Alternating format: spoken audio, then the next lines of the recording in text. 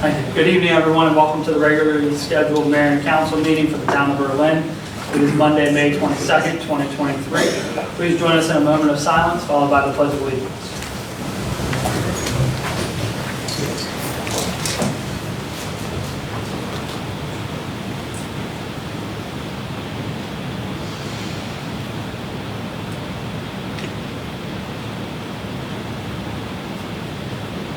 Thank you. I pledge allegiance to the flag of the United States of America and to the republic for which it stands, one nation, under God, indivisible, with liberty and justice for all.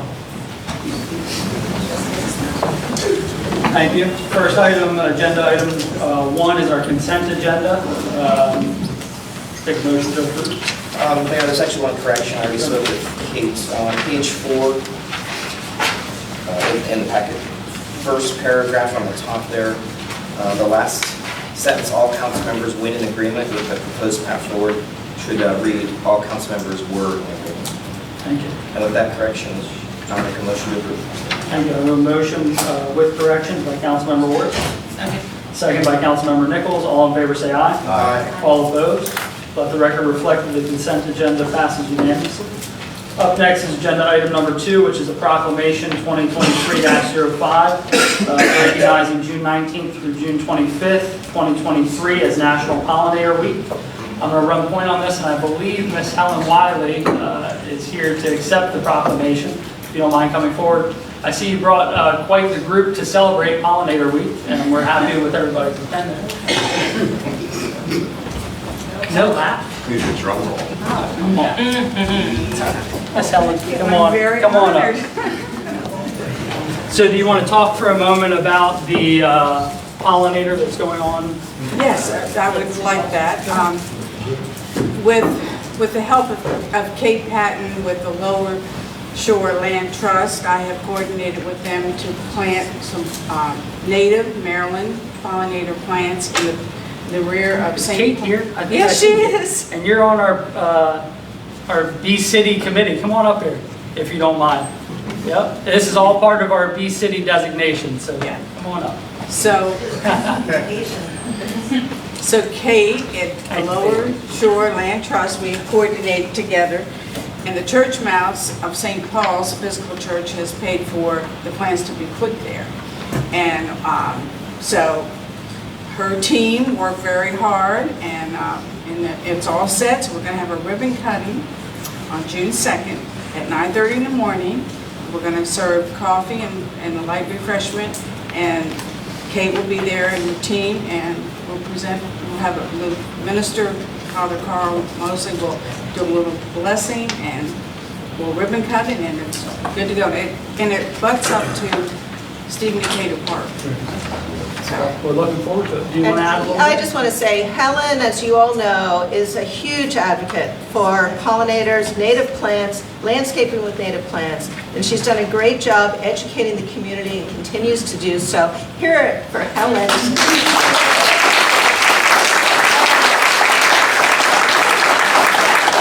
And the ribbon cutting at St. Paul's is just one example of projects that she's spearheaded. So Pollinator Week is coming up, and Helen has done a great job. thank you. Thank you. All right, so I'll read the proclamation, and then we'll get a photo together if you don't mind. So Proclamation 2023-05, National Pollinator Week. The Mayor and Council of the Town of Berlin do hereby proclaim June 19th through June 25th, 2023 as our municipality's observance of National Pollinator Week as an affiliate of the Bee City USA program. Whereas pollinator species such as thousands of species of bees are essential partners in producing much of our food supply, and whereas pollinator species provide significant environmental benefits that are necessary for maintaining healthy, biodiverse urban and suburban ecosystems, and whereas pollination plays a vital role in the trees and plants of our community, enhancing our quality of life and creating recreational economic development opportunities, and whereas for decades the Town of Berlin has managed town landscapes and public lands that include many municipal parks and greenways, as well as wildlife habitats. Whereas the Town of Berlin provides recommendations to developers and residents regarding landscaping to promote wise conservation stewardship including protection of pollinators and maintenance of their habitats and environments. Now therefore, I, Zach Tyndall, Mayor of the Town of Berlin, do proclaim that June 19th to June 25th as our municipality's observance of National Pollinator Week. And as Berlin is an affiliate of the Bee City USA, we urge all citizens to recognize this observance. Thank you. Very good, thank you, sir.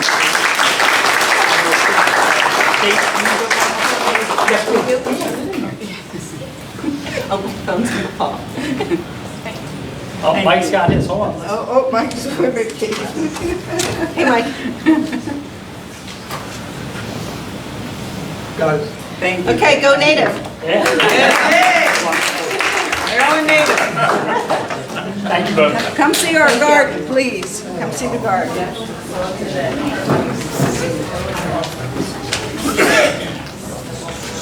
All right, up next is agenda item number 3, which is a presentation from the Berlin Skate Park study findings. And we have the president of We Heart Berlin, Mr. Tony Weed, and we have Mr. Jeff Smith, but I don't know what your position is exactly. Technically, I'm the president of We Heart Berlin. Tony is the executive director. Oh, very nice. Yes, we have to change. All right, so we will correct accordingly. We are working on making sure the longevity of We Heart Berlin continues. Very nice. Well, thank you for being here with us. Thank you for sending over the findings of the study. And we look forward to the presentation. So, you guys have all seen the study, I hope, and I trust that everybody understands it. Do you guys have any questions about the study? What was a survey conducted as far as, I know that they came and conducted site surveys, but I think we had talked about a community survey at some point. Was that ever conducted or taken into the consideration of the report? No community survey has been done, no, Okay. as far as location goes. That was the only question I really had. Do you want to give us a highlight of the report? And then So yeah, I mean, so essentially the highlight of the report is that they did, they looked at this from many different perspectives. And I think if you pull up the PDF, you'll see more. You guys have the PDF on there? They have it. Okay. So essentially they figured out that Berlin and its level of skaters, the number of skaters, and the size of the areas that we have to build on would warrant around a 14,000 square foot skate park.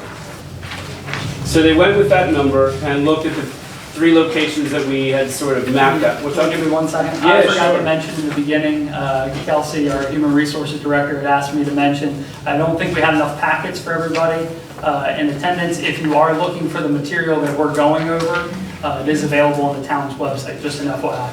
Thank you, Tony. I'm sorry I forgot to mention that. Yes, no worries. So essentially, they looked at a number of criteria and figured out that Berlin would fit what's called a neighborhood skate park, which is around 5,000 to 15,000 square feet, with a good number for Berlin being around 14,000 square feet. And we looked at 3 different spots: Henry Park, Stephen Decatur Park, and Heron Park. And of those 3 spots, Stephen Decatur Park scored the highest. And the reason why is based on these 6 different criteria: visibility, accessibility, design canvas, the barriers there are to being shovel ready, the amenities and the infrastructure that are immediately around an area, and also environmental impact. So it wasn't just looked at from what's the best place based on somebody's opinion or conjecture. It was actual good data and sort of looking at it holistically. At the end of the day, Stephen Decatur Park was picked as sort of the best location for all of those criteria. Out of a possible 60, I believe it scored a 43. And the next one down, which was Henry Park, was close at 37, but it lacked certain things like ample parking.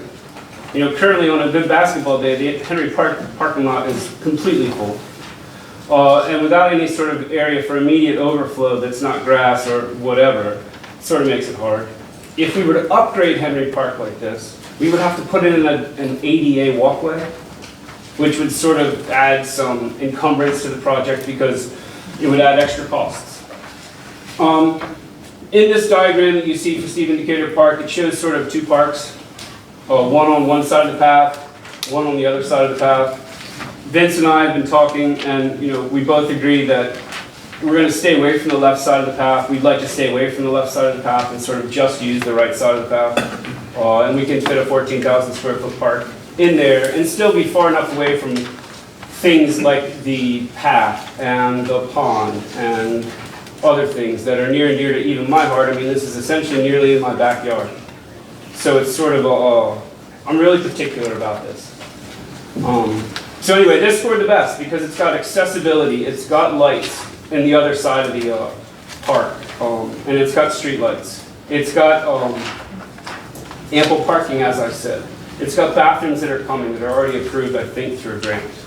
We're waiting on the town to make that happen, I think. And, you know, at this point, you know, this started back January of 2022 when our first email to John Hickman, figuring out if we needed a skate park in Berlin. Well, yes, and we sort of wanted to like model what Salisbury did.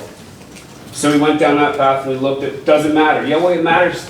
And you see the kids in the back and some of the other people are here to all support this because it really matters to us. It's a process that's been going on for almost a decade now with people long before me trying to make this happen. So anyway, here we are today. We've got this report in hand, and we've got a lot of support. And I really think it's time for us as a town to sort of say, this is the area we're going to put a skate park, and let's go start raising money for that and make it happen for the kids. And that's why I'm sort of here today, to sort of get that process rolling. Because without a location, I can't go ask Humphreys Foundation to sort of give us dollars for this. Tony, can I make a couple observations here? Absolutely. So, Steve Decatur is your number one pick out of the three. At the moment, yes. I've heard from several residents this week, and everyone I heard from is 100% pro skate park, as am I. But what they're saying is, in this particular area of the park you're selecting, it's often used for the overflow parking for the many events that take place uptown on any given weekend. You know, cars park on the grass, it's just a fact of life. And so to put the skate park in this particular area would eliminate that, pretty much.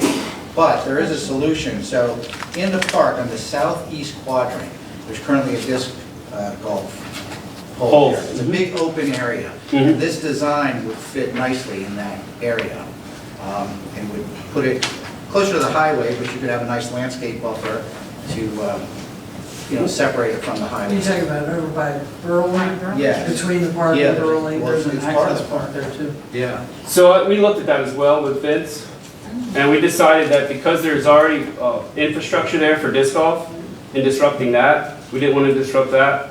Not to mention, I heard from Diane Frederick specifically, who said, please do not put the skate park here on this corner. Please do not put the skate park here on this corner. Why is that?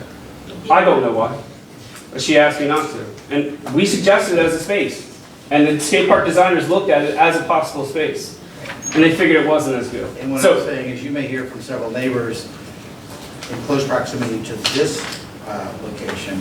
have you heard from any? Yes, yeah, some of them are here tonight. Oh, good. Well, I would love to hear from everybody who's. That's why I'm suggesting Sure, sure. southeast quadrant. So we have to build a pathway to that. You know, we didn't look at that as a space, and I wish that. But it's still within the park. And Sure, you have it's all in the park. amenities, that's I mean, all I'm saying. listen, that decision's up to you guys. Totally up to you guys. Well, We, with that, I would like to note that, has this gone before the Parks Commission, yes? For a site ranking, yeah, from the, we have not gone before the Parks Commission for a site ranking. I We would- figured that the Parks Commission had already been involved in the early processes in parts of this. And once the park had been decided we were going to do a park, that it would be up to you guys, based on these professionals, to sort of help decide where the park should go. And that was sort of the path we took because you guys suggested it. I think we've always, at least here, I know I have always said that if we have boards and commissions, and we really value their feedback, and we have a group of folks that we appoint for the Parks Commission, that we would really like their feedback, at least I would really like their feedback Okay. on the sites that you've analyzed. Okay. I was under the impression that. But they've all had the reports. Well, received and reviewed in their meeting. Can we ask the Well, chairman to come? I think that it's better to allow them to have their time to review this during their meeting, but So have they received this before their last meeting, is what I want to ask the chair. Not before their last meeting. It just, I think everybody received it last week, or within the last 2 weeks. So I don't think, to answer your question, I don't think they've had the opportunity to review it at their meeting. But, I mean, But it's I very, thought that very I- good substance. I mean, Sure, we're happy sure. that you're here to present it, but I'm not sure what the Parks Commission would do different than the professionals on deciding where the location. I mean, that's sort of why we lobbed it into their hands. If we were going to leave it up to the Parks Commission, we could have saved the $20,000. No, that is not what we're saying. We're saying that things need to be done in order. And we should not be receiving this and having comment on this until it has been through the Park Commission. And the input we would get would be the responsibility of the Park Commission. Not meaning to belittle what you were saying this evening and the very fine study that has been completed, but the protocol is that for us to receive this information, it really needs to come through our Park Commission, just as we have done all the projects at the various parks. and they would produce a recommendation of the site for or against, and then, or even a ranking in their order, and then it would come for formal approval by the mayor and council. It's a really great report. We're happy that you're here to explain it, but I really think, as we've said in the past, you got to get the Parks Commission's recommendation on the site before we'll vote on site. This is not how I remember this going down at all. Yeah, Respectfully, this I've is said the not. same thing. this wasn't the same conversation. This is not how I remember this. Because I've we- said the same thing since we began. I mean, it's always got to go to the Parks Yeah, Commission. well, I seem to recall, I thought that this report was going to go out and then the Parks Commission was going to meet specifically for this. Right. So that hasn't happened. I'm hearing. Correct. Right, well, apparently, I guess, when did you, Within the last, They would review this at their next meeting. But I thought in the interest of the time, with the fundraising deadlines and whatnot, it was suggested that the Parks Commission would hold a special meeting I've never had for that this. request. And I don't know if I the don't recall. staffs have had that. I'm not gonna swear that isn't the case, I just don't recall. And we see the hands, but I do just want to remind everybody that we have a protocol for when we accept public comment, and that is designated on the. excuse me, Mayor, may I speak?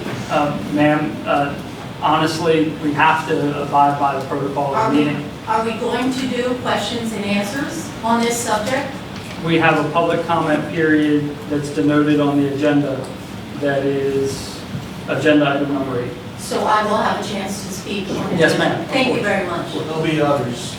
That's okay. I mean, everybody that's here, if you would like to speak, that's the time. Okay. I have a couple of questions about the study. 14,000 square feet for those who haven't seen this document.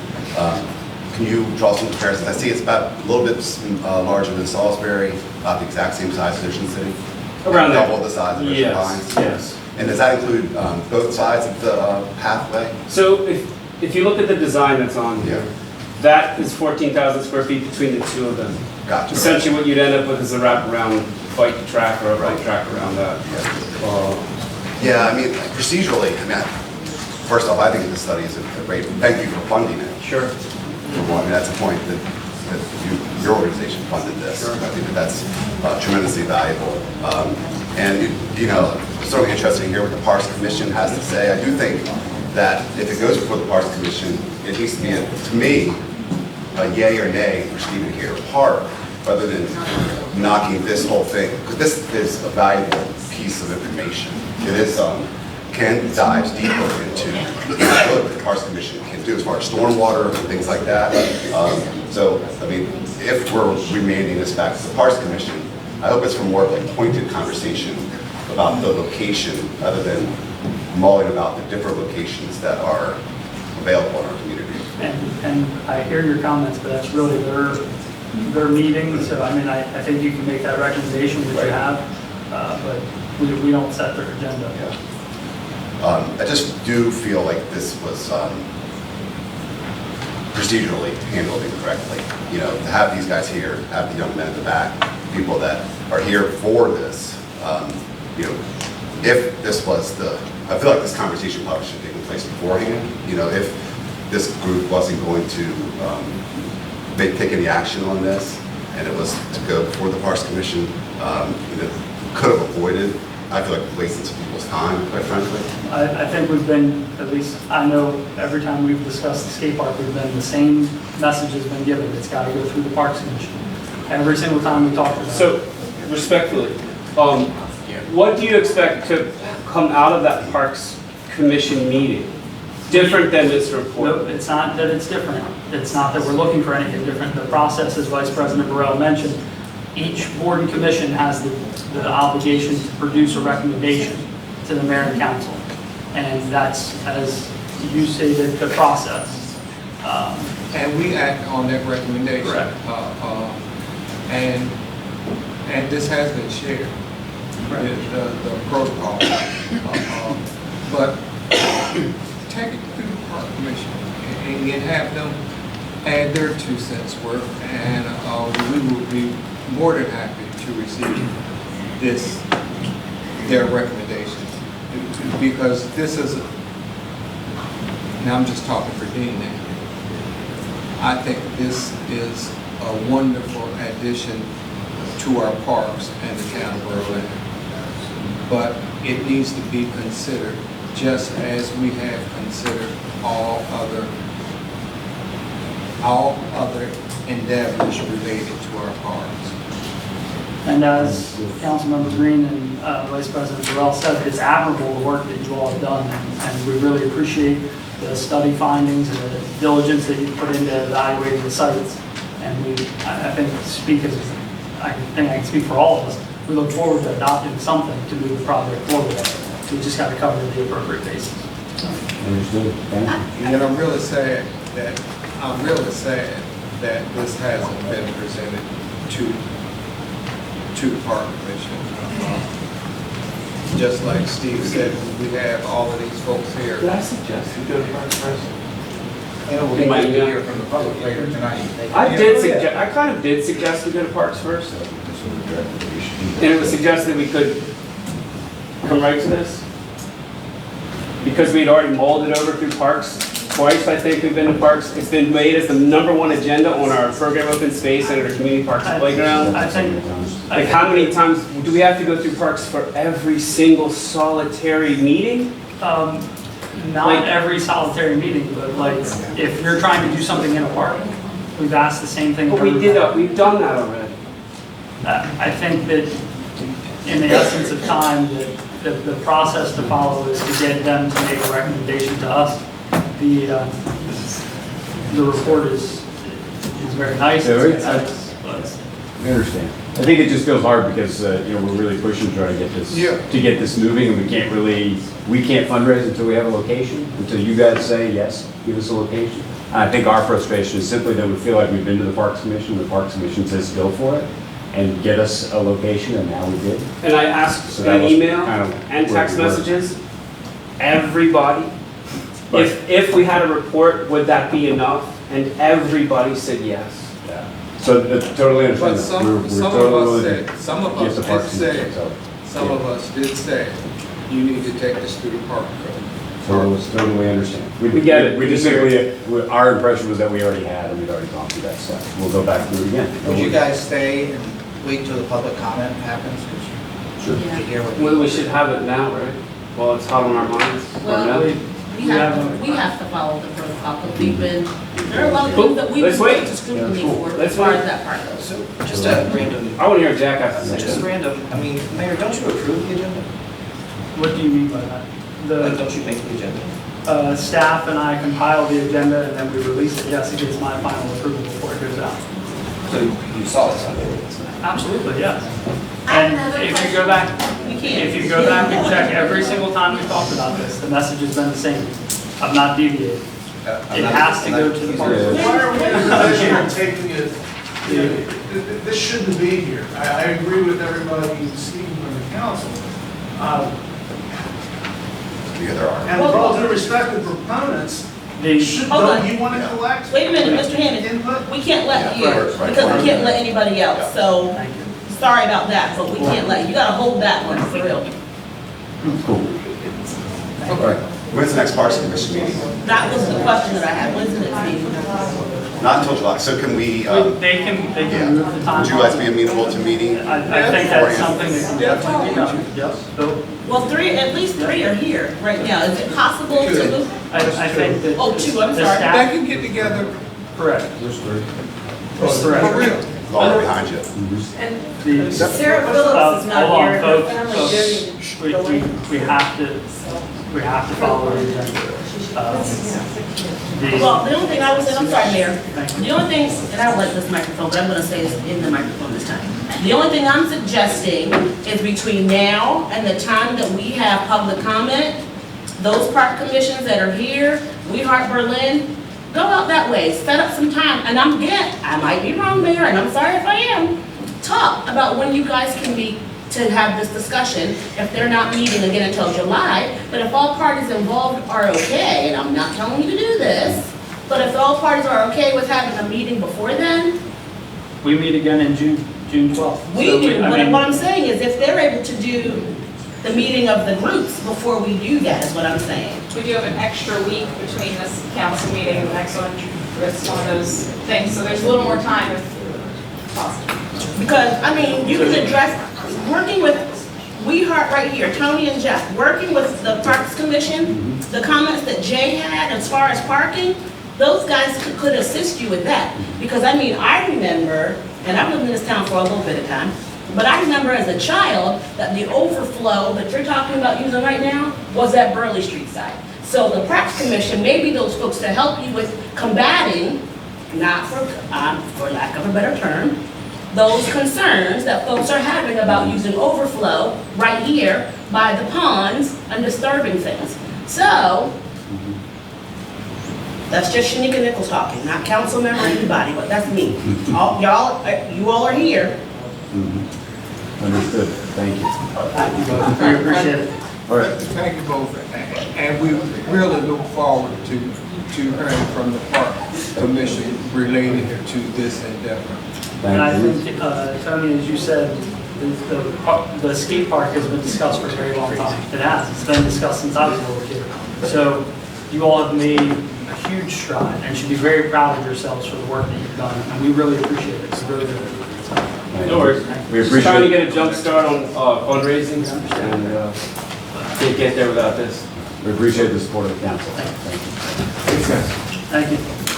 Up next is agenda item number 4, which is the first reading of ordinance 2023-04, amendments to Chapter 8, Article 2, entitled Business Licenses. And our Economic and Community Development Director, Ms. Wells, is not here this evening, and our Town Attorney, David Gaskell, are going to run point. And I do want to note, while everybody's here, there is a public hearing on this that will be held on Monday, June 12th, in the chambers at 7 o'clock p.m.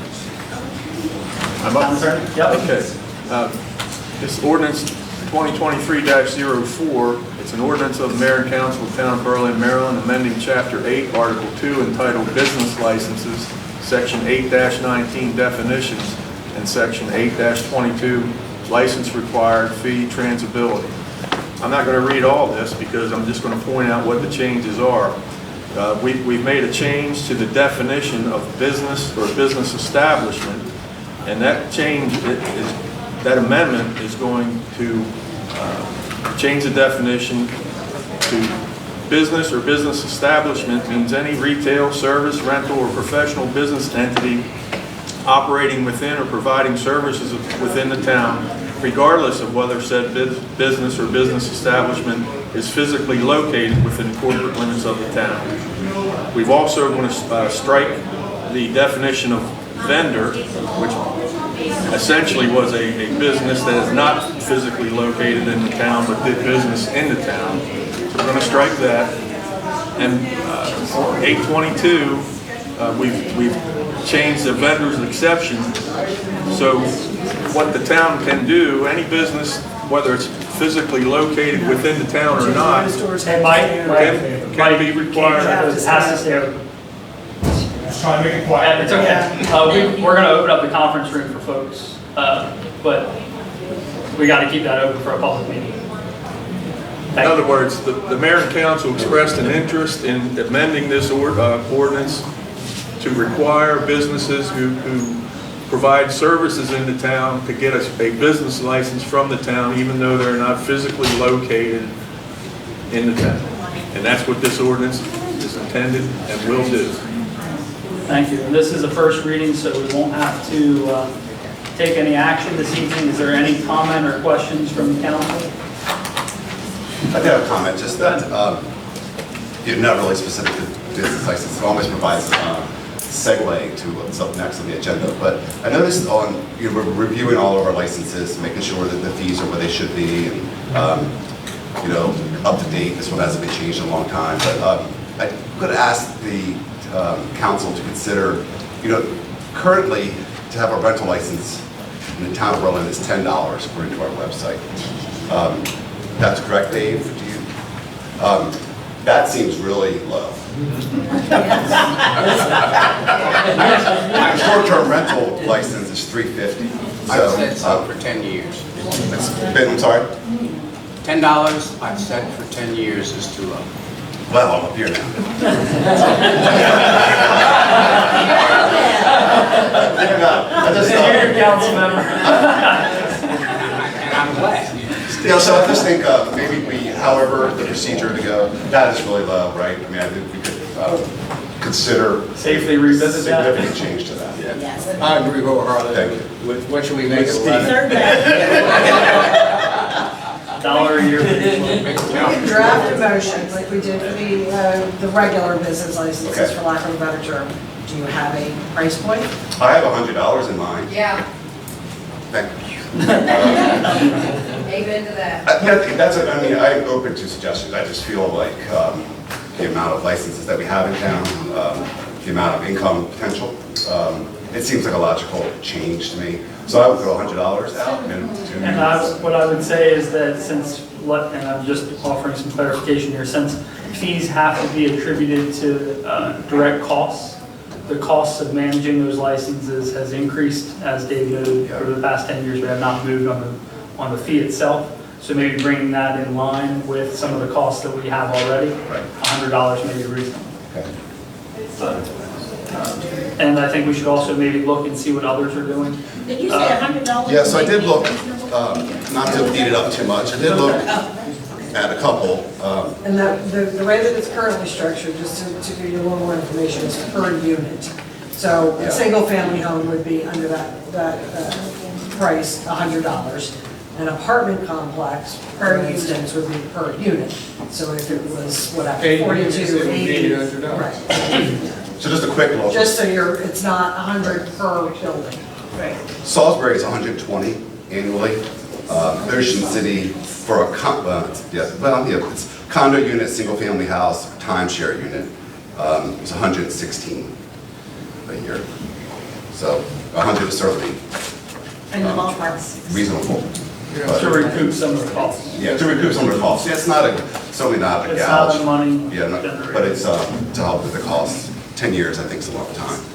I agree.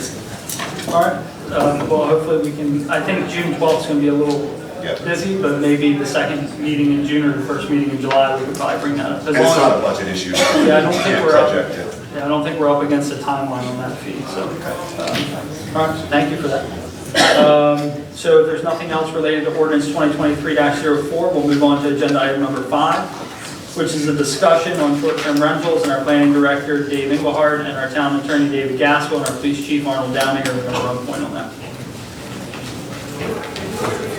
Can we make a note before we start Yes. that we can't have any public comment? Correct. Until the public Thank you, comment section. Councilmember Nichols. Sorry, not sorry, but Please hold public comment until agenda item number 8, which is the designated for public comment.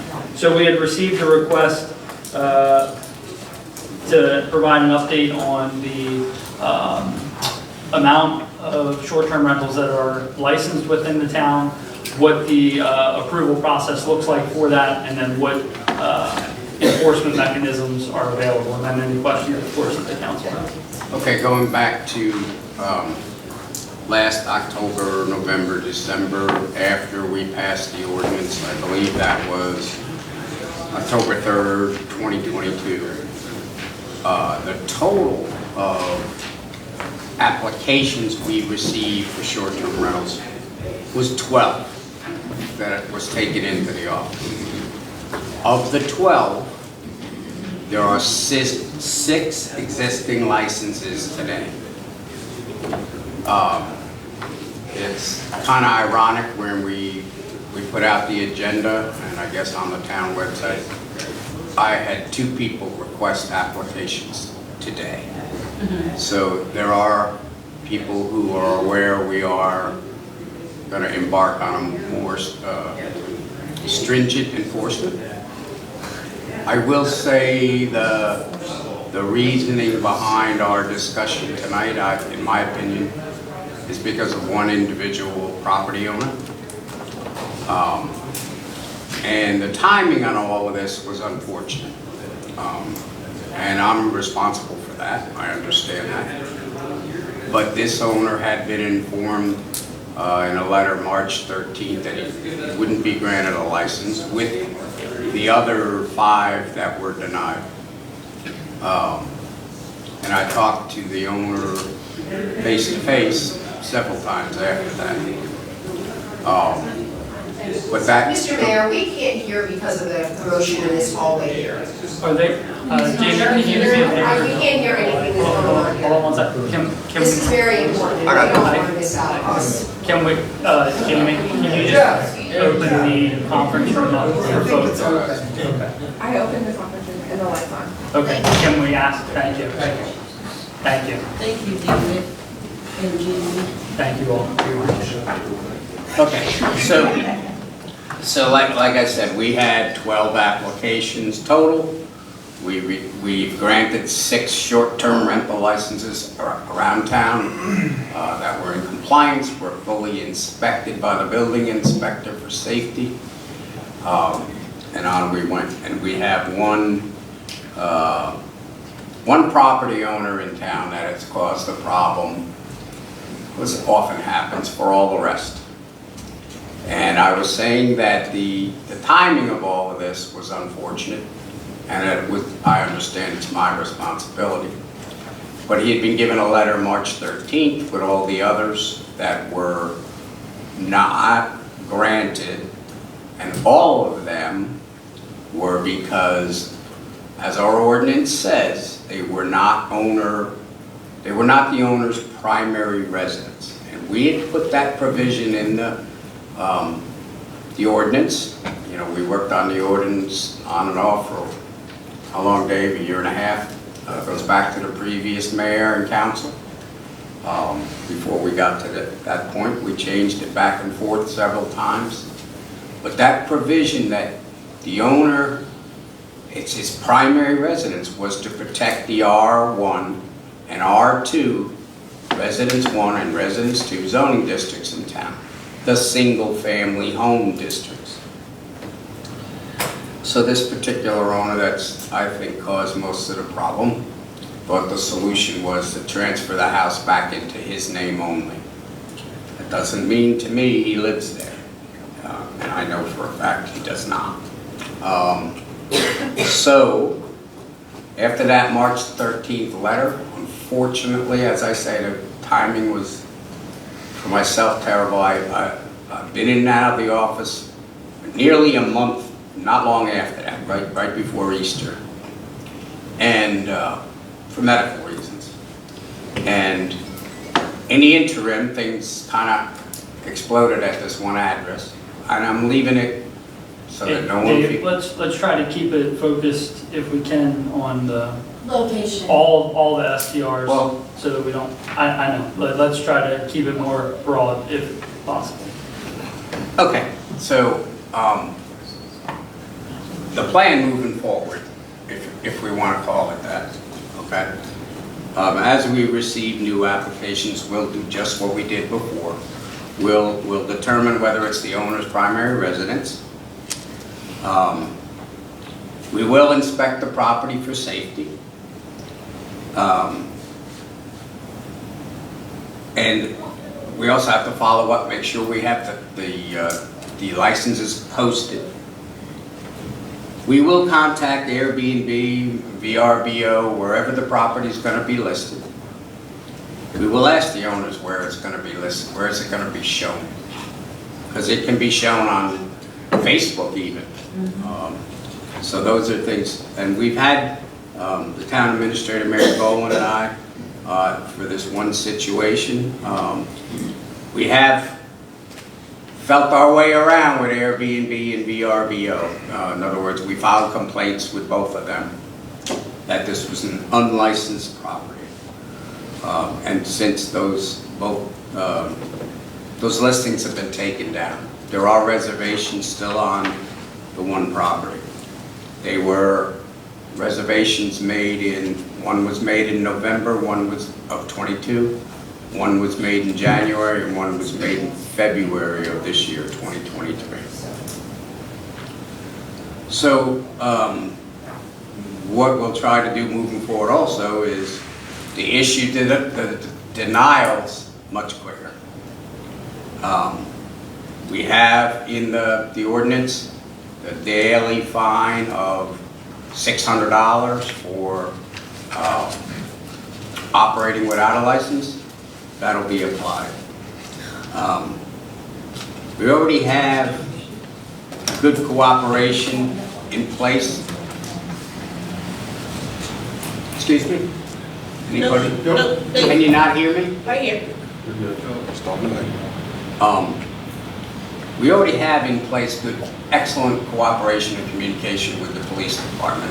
It's been inferred that we do not. And I will tell you on any enforcement issue, Chief Downing's people,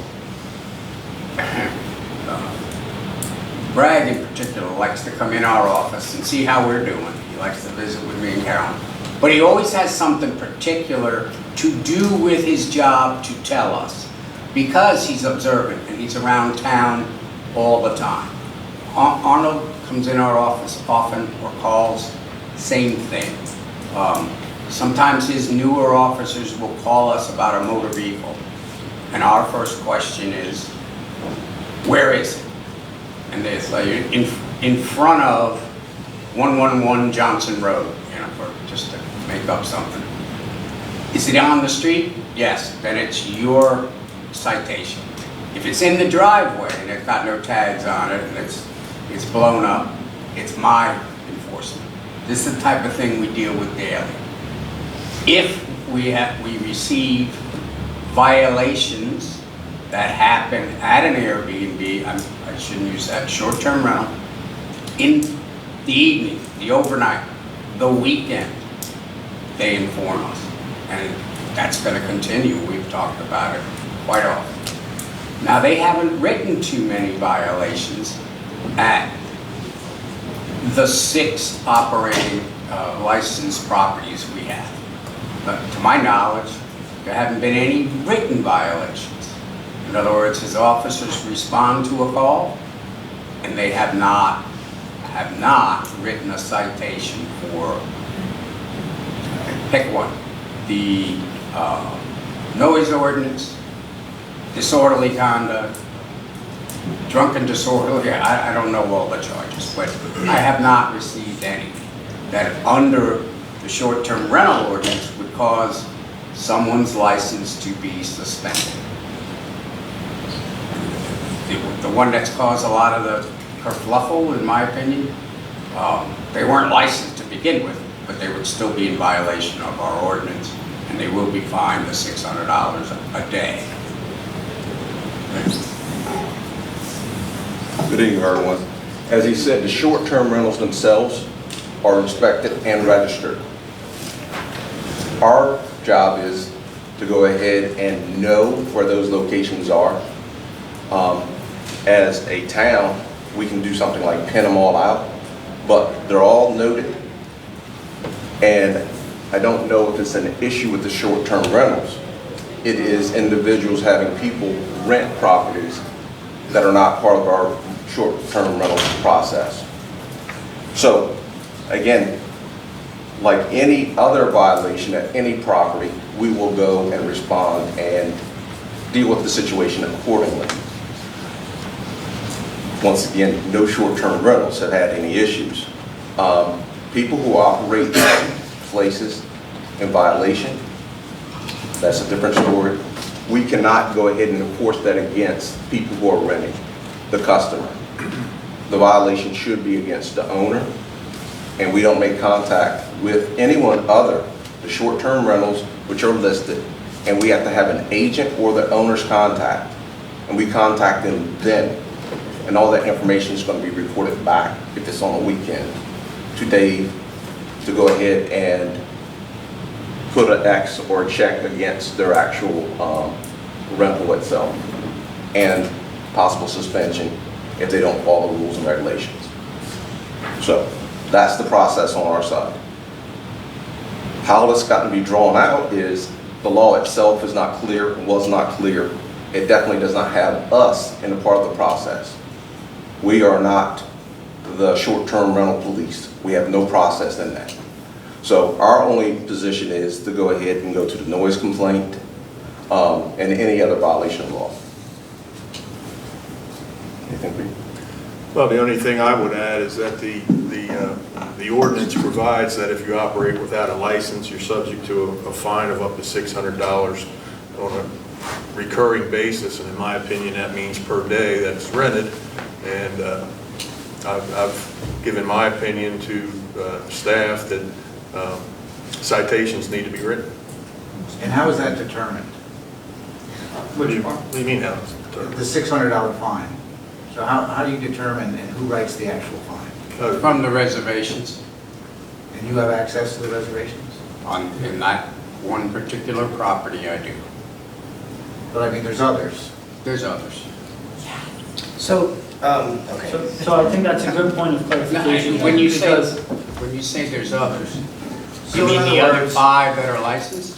No. No, I'm talking about the unlicensed ones. Well, okay. And that's where you would issue the That's $600 fine. that's where the rub comes in. Right. How do you prove that that was That's my an question. STO?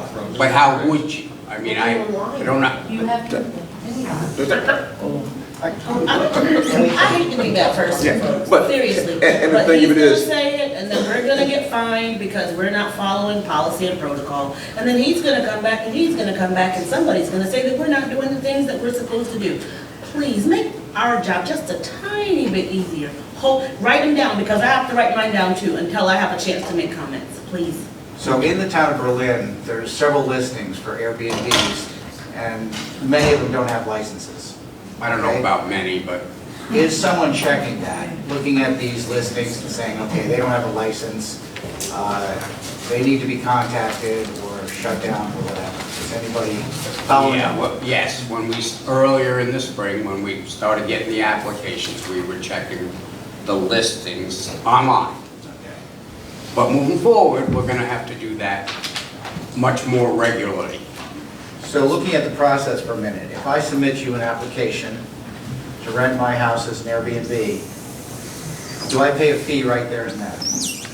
No, like any permit, we don't require, you can pay it right then, but you don't pay for it then until you get your license. But the process starts at that moment, and what's the time frame for completing that to get the approval? How can we make that happen faster? Because in some of these cases, it took months, even months, it just dragged out. It did because there was a group of them, yes, yes. The only way I could make it faster probably would be to get the inspections completed sooner.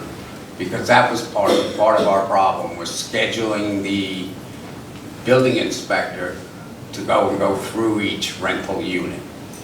And that's for fire safety and egress and,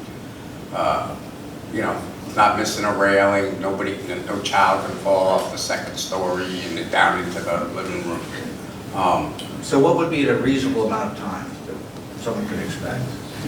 I think we could probably do it like we do building permits. I often say quicker, and Carolyn always wants to strangle me, but 2 weeks.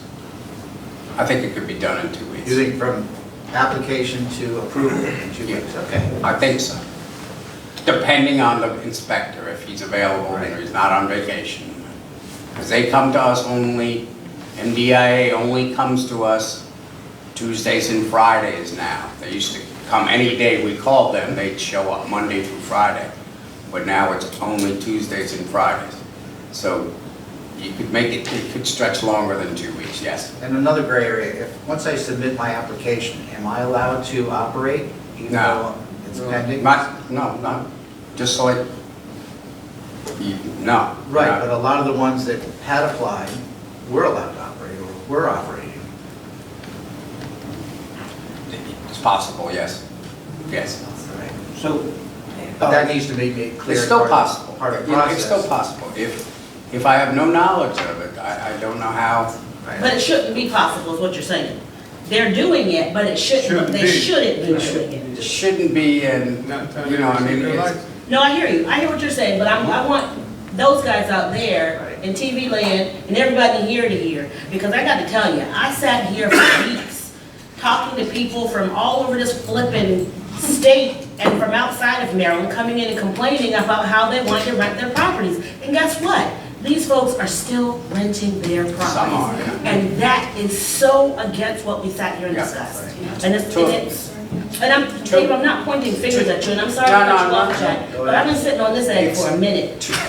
two in particular I'm aware of. Well, not, And- I can almost, I'm sorry, I didn't mean to cut you off, Dave, I can almost guarantee you for the 2 that you know, there's 10 more. And the only reason we're talking about the house that we know of is because there's noise. The others, they fly under the radar. These guys they're operating smooth. The same folks they've been renting to before we had this ordinance in place, they're still renting to anymore. I can't.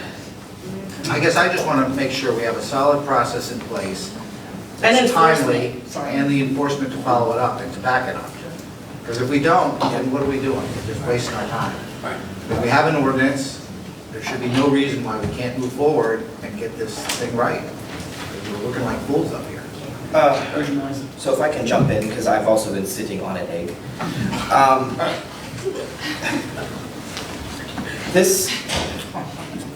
This is a bigger discussion, in my opinion, than just this one property. This is enforcement.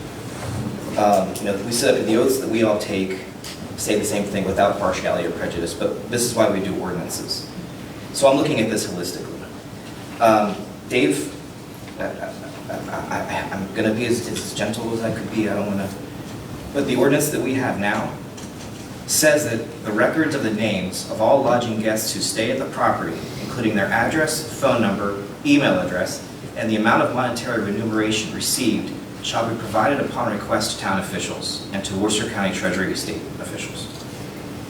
The plan going forward that you've presented is what's already here, and it just hasn't been done. So I'm going to circle back around to, I suppose I have to wait to motion for an amendment to the budget, but we need a code enforcement officer.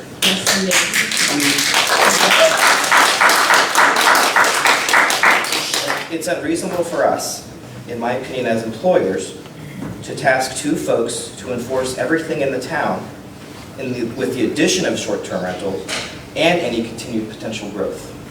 That's not fair to you. And that's not fair to you or Carolyn, and that's, I hope you don't take that the wrong way. I'm trying to get you help. No, but I think at this point, to assign, this wouldn't be a short-term rental license enforcer for 6 licenses. I think that's counterproductive. And I don't mean to. And as I've said before, I don't mean to cut you off, as I've said before, and asked for another position again this year in the budget for our department, that person would be just like me and Carolyn. They would be cross-trained for enforcement, for administrative duties, for permits, for the thousands of meetings we go to. And that would be the best use of another position. To think that you're going to, I doubt we would find a code enforcement officer that would be working evenings when a short-term rental license check was being done. I think we're being, And Dave, any help that I could get in the department would certainly help. Right, yes. and you and I- No matter what we title the position. right, and you and I and all the department heads met at that first budget meeting, and this was brought up about you having a third person cross-trained. Throughout the process, that has not been in the proposed budget I currently. understand, and I understand why. And so when I say that, I'm not just looking for a STR czar. This person, in my mind, would do other things, but I think that it's fairly apparent that any help would be welcomed. Agreed. So, Question about the violation process, Yeah. or the complaint process, I guess. If I were to call, make a complaint about my neighbor's house that I believe was short-term renting, how would the police log that call? Would it be the source of the call or the subject of the complaint? We've found that it's actually someone calling, just document on a log. Once we saw that was a problem, and again, we're talking about location, we made sure that everyone was actually put in the system and we could actually push the button and say, every time a call was made on that property. Now, we've actually looked on there and there's, see, the neighbor's address, Yeah. you got it. There's no need to speak on it anymore. So you can put two and two together by seeing the address. Once we go ahead and run, we can run the whole street, and then we'll be able to go ahead and pull. Because once you have the data all listed, you just pull out, and you're like, well, this is a one-off. This has to do with kids, and that has nothing to do with this. So moving forward, if a elected official sees sees a short-term rental that we know is being short-term rented, what's the proper direction? Because we have seen it and we brought it to attention. What's the proper direction that we should go when we see a property being short-term rented that's not licensed? Is there a violation at the time, like noise or? No, it would just be that we know that they're renting without a license. Yeah, it would just be that they're renting without a license would be the And violation. you would contact our office. And you already know, Friday night, when they're actually checking in, Yeah. the phone's not gonna get answered. We'll take the call, we have, and then when the information is pushed. Again, we've been getting phone calls every week. So we definitely know, and that information's been pushed every week. The process is cumbersome because the ordinance itself is difficult. We've had everybody here reviewing it and saying, what does this mean, what does it mean? We put layers to make it a little bit more complicated. First thing, if you wanted to say, no short-term rentals in the historic district, everybody knows what that is. But property owner, this, and this, and then someone trying to say, well, I'm a property owner, I'm not. That makes things difficult. But we come back and say, you have to be licensed, period. It's nothing else. So, or that somebody's that they're renting it, it's not short-term, somebody's renting it for a longer period of time. It just becomes a little bit more difficult. But as soon as we there get a phone call and you say, this guy next door is short-term renting, the information should be going right here, and that's what happens. That's what might help. But I think it's important to note in all of this that whether you were calling, the way you posed your question is like you're aware of this, right? So you let the police department know if it's actually another violation, or you let my department know. Neither the police or my department can tell those people who are trying to check in to get lost. Okay? And the police are not going to go there and the following night eject those people from the residence. That's not permissible. Well, I just want them fined. Yeah, but it's his word. But that goes to the owner of the property. Right, sure. Okay? So, but I think there's a notion out there in the public, I know this because of the way people have communicated with me, that Can't you do anything to stop it? In other words, go over there and get those people out of that house, right? So, and that cannot be done. And that's the important difference here. We have to go after the owner. And if I could clarify something, Steve said. Steve said if he would, as a council member, if he saw this stuff, it is not the role of the council to operate the business of the town of Berlin. We are a policy-making body. Steve actually would be acting as a concerned citizen. That's a good point. And Steve's complaint would be held in regard as any citizen complaint would be. And no, Steve's complaint would not automatically put in force a $600. Then how do you get there? Through the process. You do the process by what Arnold finds if his officers go and lodge a noise complaint and Or something. disruption? Yes. That's the only way? Yes. No. Or if Dave would do what his due diligence is by, he said the reservation record. Yes, research the reservation. That's how that could trigger a $600 fine. Is that the word? Yes. But not by no one person's complaint would you generate a $600 fine for any citizen or resident of the town of Berlin, because that wouldn't be right either. And I thought I was done, but Can I hold on for a second? Hold on. Ladies first. Please. So again, this takes us right back around to this code enforcer. I know you're gonna call this person an assistant. As far as I'm concerned, I don't care what you call them, as long as they're out there doing this job, seriously. Because as the police have just stated, if there's no noise violation, if there's no true violation of the law as far as police stuff goes, that's outside of them. They're not the STR czars or whatever, whoever said that term. That's not their thing. But if there's that person, when these things are happening, rather than calling Arnold or the police, and I'm not. I want to stop you right there though. Right now, if it's an electric problem, you call the police department on Friday. If it's a water problem, you call the police department. So it's no different if it's a code enforcement problem, you call the police department. If the bathroom's out of toilet paper. You call the police department. Seriously, all bathroom calls are regulated.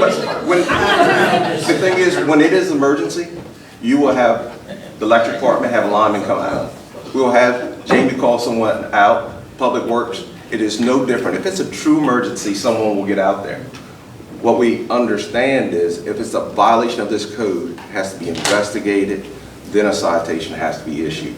It's just not going to be issued. Right, and so, from what I feel like, and I'm sorry if this is not coming out clear enough, but I feel like what I'm trying to convey here is this investigation doesn't necessarily happen at the police department unless it's one of those things, what I'm saying.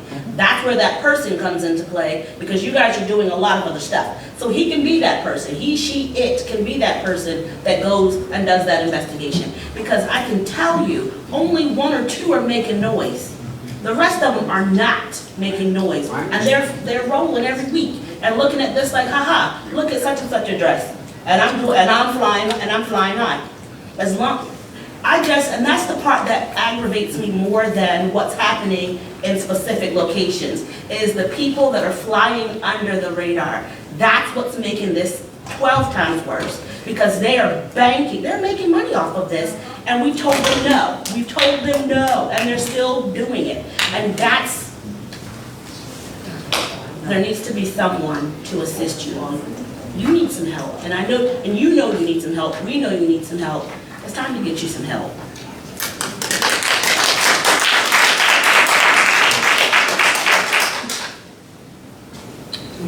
So I was just going to say, back to the records thing. Hey, I'm all about the code enforcement. Perhaps this is something that maybe when you are talking about your plans forward, you can talk through.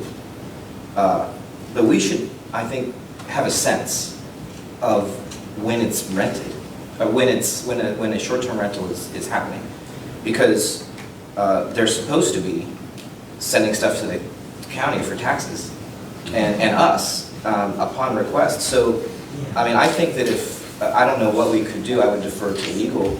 But I mean, if there's a short-term rental that's booked, if I go on a short-term rental site now and I book for November, something, Thanksgiving, perhaps November 1, my property manager should send planning, this is rented these weeks.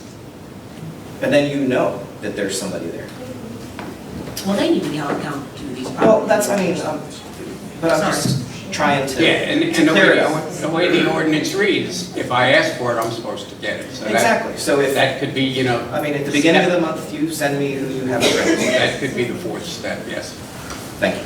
So Dave, you're saying now that the goal is, so this particular situation, we had an application, well, the ordinance that was passed in October, application was denied 5 months later. Renting was taking place. You're saying now the plan moving forward is as soon as application is received, that within 2 weeks, that person will know if they're approved or not? Yeah, back when we approved the ordinance, there was still the application to finalize. There was a lot of work before we could kick off, if you will, you know, and get going. So that took some time, and then it drug through the holidays, and we didn't do any inspections till February. So now that we have a little better feel for it and how big it could be, I still don't think it's going to be huge, but I think we can, you know, accelerate from application day to issuance. But I'm not trying to make it faster, because, you know, that's when mistakes get made. So I don't want that to happen, but... I think we just need to make it clear from the point of application to point of approval that there's no renting to be done. Right. There's no renting to be done while the inspection process is And part of the problem was there were, you know, and I will say this, and I said it from the start, that we already had a bunch of them operating this way before we had an ordinance, and several years before we had an ordinance. And the only urgency, again, this is previous mayor and council, the only urgency, and with the townspeople, to have one was because all of a sudden Worcester County was going to have one, and Ocean Pines was going to have one. And I still don't, you know, you're going to have bad tenants and who do bad things, but you could have your family in town for a family function, and somebody in the family could do bad things.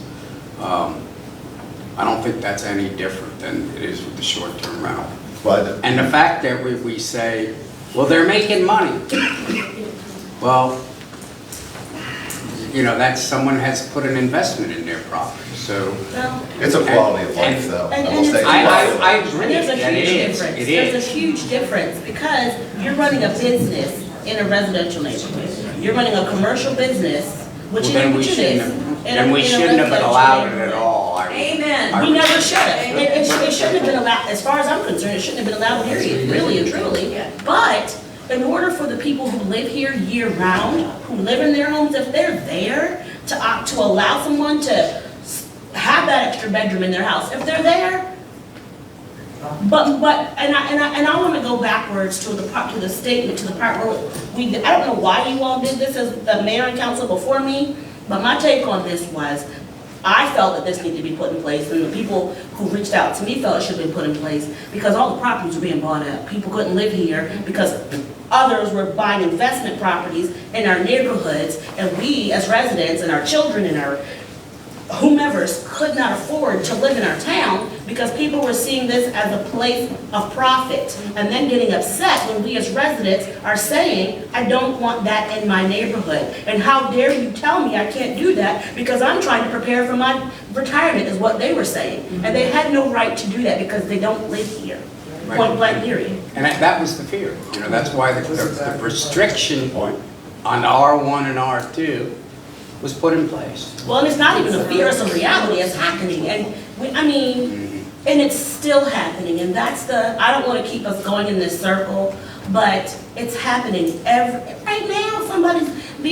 Folks, when you saw that we were putting this ordinance in place, you should have stopped booking. Really and truly, that day there should have been no more listings. Those things should have come off sites last year when we sat here and went over this every other week with people coming in from out of town and scheduling and sending in emails. You shouldn't have been booking anything. Right now, if you don't have a license, take it down, seriously. And that's not me talking, that's everybody here, that's him talking, the whole crew. Am I true on that? If you're listing, if you're booking right now and you don't have a license, take it down. Facebook, Airbnb, Verbo, whatever the heck it's called, get rid of it. You're making more work for folks and you're making it hard for us who live here to maintain a quality of life. Stop, please.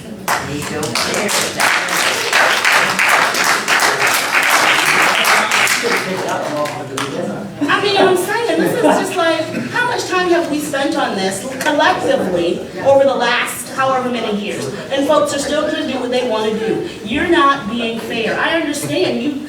What do people say? What's the same people say? Do it and ask for forgiveness later? Stop, because that's not cute. It's not. It doesn't work right now. That's not the law. So if somebody comes and slips you a fine for $600 a day from that very first posting, then you deserve that because they said you weren't licensed. I don't care who you are or what your address is.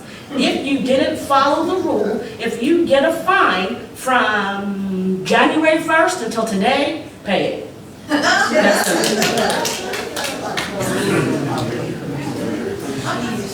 Are there any additional questions regarding short-term rental? Anybody want to follow Councilmember Nichols? All right, thank you. Dave, Chief Downing, Gaskell, thank you for your comments and clarity. Up next, we do have agenda item number 6. Items for approval, which is motion 2023-14, declaration of surplus property, and our Chief of Police, Arnold Downing, so 11 point. This is just a cleanup action. We're retiring our old service weapons, and we're actually have already purchased the new, and we're already using those. So again, to get rid of them, we have to actually go through the surplus funds. And that's per, it says per state law, right? That is correct. Motion to approve 2023-14. Second. I have a motion by Councilmember Nur, and I believe Councilmember Orris beat you to the second. Vice President. All in favor, say aye. Aye. All opposed? Let the record reflect that motion 2023-14 passes unanimously. Thank you, Chief. Up next are departmental reports and our town administrator's approach. Quickly, the offices will be closed, most of the offices will be closed on Monday in observance of Memorial Day. I will be out of the office on Friday, and I believe that Chief and Kelsey each have something to add. I'll let you find it out. Okay. Mine's quick. Again, as a police department, we know that we won't be able to enforce everything ourselves as men and women of the department. Force multiplier is technology. Today, we've actually have online the downtown camera system. So we're going to be able to have a force multiplier. You're actually So looking this is at live, correct? live at Jefferson and Main Street. So currently we have 10 cameras that we'll be able to go ahead and review. If we have an actual accident, violation of law, and we're looking for a certain vehicle or person, we'll be able to go ahead and type in color, and we'll be able to see every blue car that went by. We'll be able to go ahead and see anybody wearing a black shirt. And we'll be able to go ahead and pull those from, again, the different cameras. They're on Jefferson, Gay, Maine. Yeah, who is that one? No, don't say that. So, They will not be used for that. and one on South Main, we'll be able to actually read the actual license plates. So, again, technology, we got this with a grant. Ivy actually applied for it, and again, we have a 3-year maintenance agreement, no taxpayer dollars for 3 years. So we understand that that's going to be a big plus. We also got another grant for close to $50,000, 37 to 40. We haven't figured out those dollars yet, and it's going to be a license plate reader on 113. We're going to be the only one in the state of Maryland. Well, again, it's only this much in 113 in Maryland, but into Delaware all the way through that will have a license plate reader. We'll be able to go ahead and have direct alerts for amber alerts, silver alerts, wanted people, vehicles themselves. So if we have someone from any other federal agencies, Ocean City or local agencies say we're looking for this, we'll be able to go ahead and tag that also. We're in discussions again for speed cameras. We've actually spoke to the vendor, and we're actually looking at them coming out very soon and looking at the various locations that possibly have speed cameras. So we would actually make the other statement. We found that over 40% of the people who actually are being caught are actually people who live on those streets. And once we put them up, go ahead and understand that, and don't come back saying, I don't want speed cameras because we get too many tickets. That's my report. Thank you, Chief. And I do want to thank, this came from grants from the Department of Housing and Community Development, their community safety grant. So we are very appreciative of their support in keeping the town safe. It's also where we got the hard stop vehicle barriers as well. So all part of this package. Town Administrator, anything else? The only other thing is Kelsey has something. Mine is not that cool, but I just wanted to publicly thank the organizations and their staff that took the time to come out and offer services to our staff during open enrollment. So One Digital, CareFlex, AGH actually came out and put on free health assessments for our staff, which they did carotid artery screenings, blood pressure, bone density, all for free for our staff. So I thought that was great. So huge thank you, as well as Washington National, AFLAC, the local United Way, and then the Worcester County Health Department. They all came out and met with staff to talk about services and things they, can offer. So just wanted to thank them for their time because they didn't have to do that. And then I was going to have the Blood Bank of Delmarva come out as well and set up the mobile blood bank, but they had indicated that they would be here this week at the fire company. So like I said, when they left, that blood drive is tomorrow from 10 a.m. to 3 p.m. It's open to the public, so I'd encourage anyone who has some time to swing by and donate some blood. And if you're already a blood donor, you can book an appointment for the blood drive tomorrow, just as you would any other appointment. Yep, you can go right online, so that's all. Thank you both. So we'll open it up to the council for any comments or questions for our department head. I just have a question for Art. The weapons that were disposed of are all Glocks. So were they replaced with Glock? Yes. That's the only question. Okay. Any other questions for our department head? Yeah, Mary, or perhaps, I don't know, Mary, in the check registry, I just have a question about the checks issued to the Maryland Delaware Railroad for a total of $17,943.94. It says annual lease agreement for the railroad, $16,000 rounding, and annual reservation fee of $1,500. Now, I remember this was part of the discussion of a contract that was going to come back to us. So, is the lease just to have the right-of-way? Every time our utilities go under or over, or a town road goes over a railroad place, we have to pay for that. So every time a new utility comes on board, it gets added to that list. So those are all, actually Dave and I were just looking through those last week. Some of them date back to, I think the earliest was 1932, and the latest was like 1967. So They're called access agreements. You want access to their rail bed, you're gonna pay. So what's the $1,500 reservation fee? I would have to look at that specifically. Oh, I do believe that has to do with the bikeways. Yes. That is part of the process that we haven't yet entered into the license agreement, but we have already started that process. Is this part of the, We do that every year, though. That's not I just this believe year, so. that's an every year thing. is the $1,500 coming from the town, or is it the grant, or is it a pass-through? This is the town, Yeah. 1,500. The bikeways grant is something I'm somewhat new at. I haven't dealt with it before this year. It's complex, I mean, it's a lot of things going on, so, all right, thank you. And we need to have, to get the bikeways grant, we need that agreement with the railroad specifically for that right of way to be in place before we heard that last time, that we needed that executed, we needed it signed, we needed it. It's just another box for the bikeways people to check off.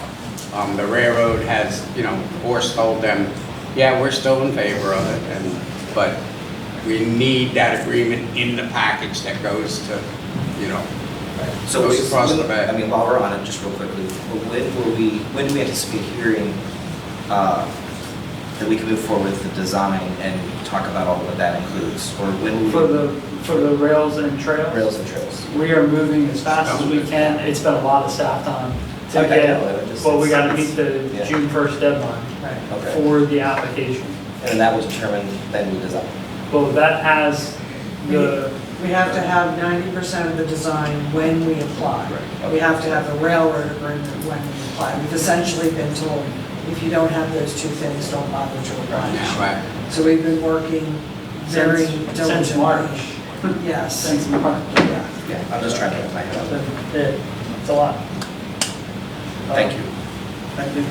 Any other questions for our department heads? Okay. Up next, we are moving on to the public comment portion of the meeting. Now, before we begin the public comment portion of the meeting, know that public comment is for anybody from the public to make a comment to the mayor and council. During that time period, there's no response from the group. It's your opportunity to speak. With that being said, anybody that's here that wants to speak, we'll get to every single one of you before we'll close the meeting.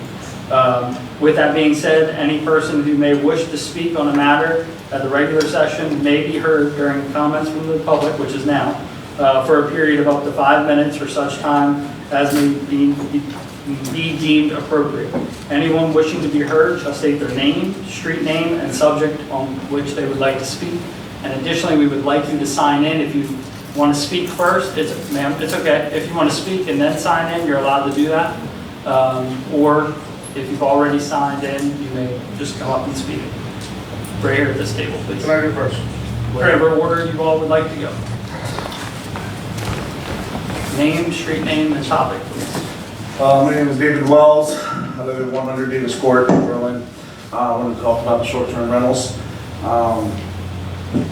I do believe that if run correctly, short-term rentals can be very beneficial to the town of Berlin. I currently have a short-term rental. On March the 12th, I was emailed by the building inspector that everything was approved for my license. I'm sorry, March 15th. That was March 15th. On March 16th, I walked into Dave's office. This is nothing against you, Dave. I spoke to the wonderful secretary there. Bless her heart, I don't know her name. She's the nicest person you could ever talk to. She told me that I would be contacted about my license. Today is May 22nd, and I still have not been contacted. I don't know if I have a license or not. I've paid all of my license fees. I've done everything I'm supposed to. I was inspected. Couldn't tell you if I have a license or not. I think we all can agree that the short-term rental was approved way too quickly. It was done way too quickly. There's no one that's going around, like Ms. Nichols discussed, enforcing the laws, the ordinance that were set by the town. You know, I've had people from Italy, France, Germany, all across the country, Washington State, Texas. All of those individuals have come here and not caused a single problem. They've spent their money in the town of Berlin, provided revenue, never had a single problem. They've spread the word to many other individuals who have also rented for me. And it's basically exactly what Berlin wants. Most of the residents in Berlin do not want people to come here and stay here. I've lived here my whole life. They don't want people coming from outside, buying up the houses, and renting them like Ms. Nichols talked about. I understand that.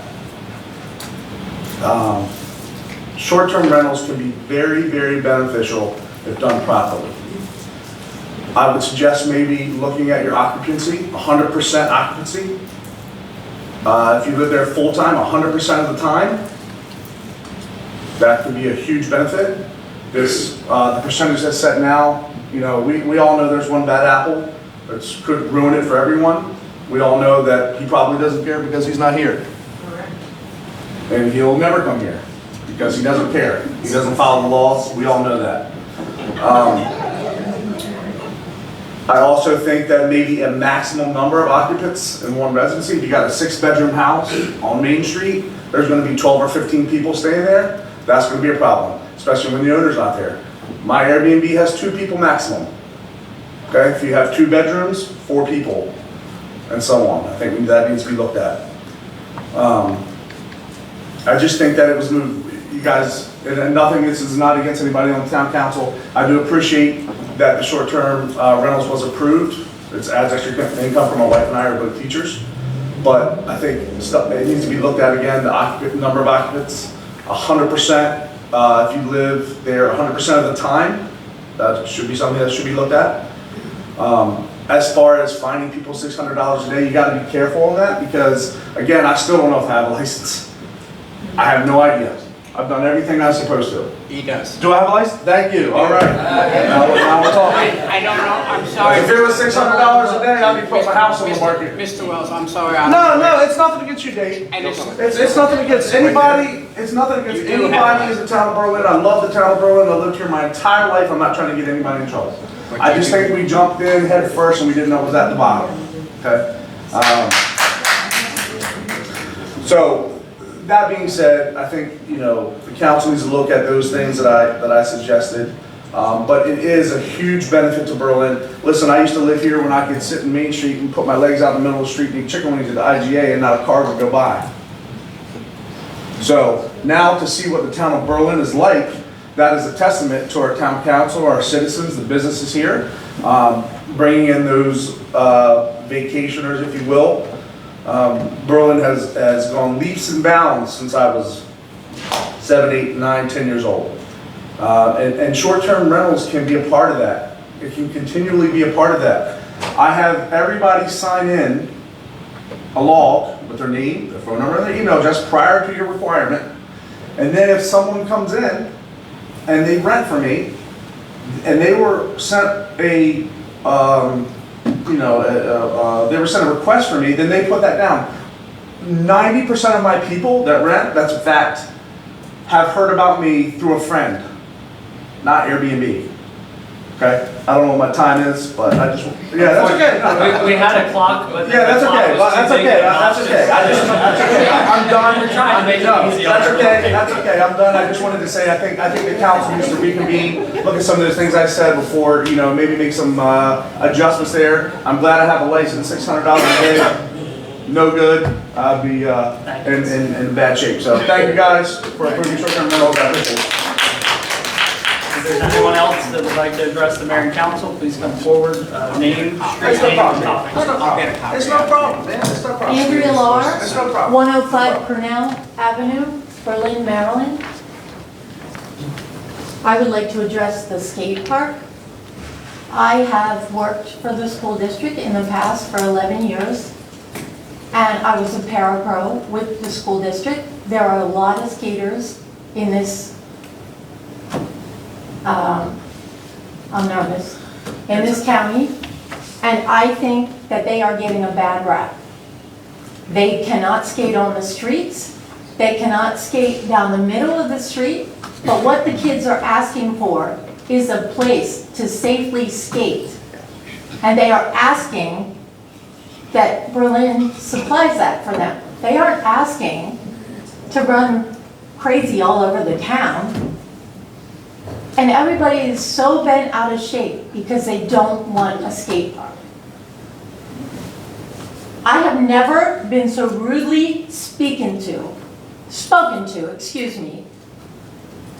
Your park committee that you asked us to go out in the hall and discuss it, one of those members who is a volunteer, not a paid person, said that I was stupid. And where did I live? Excuse me, I pay taxes in Berlin, just like everyone else here. So let's knock off the crap and try kindness. End of discussion.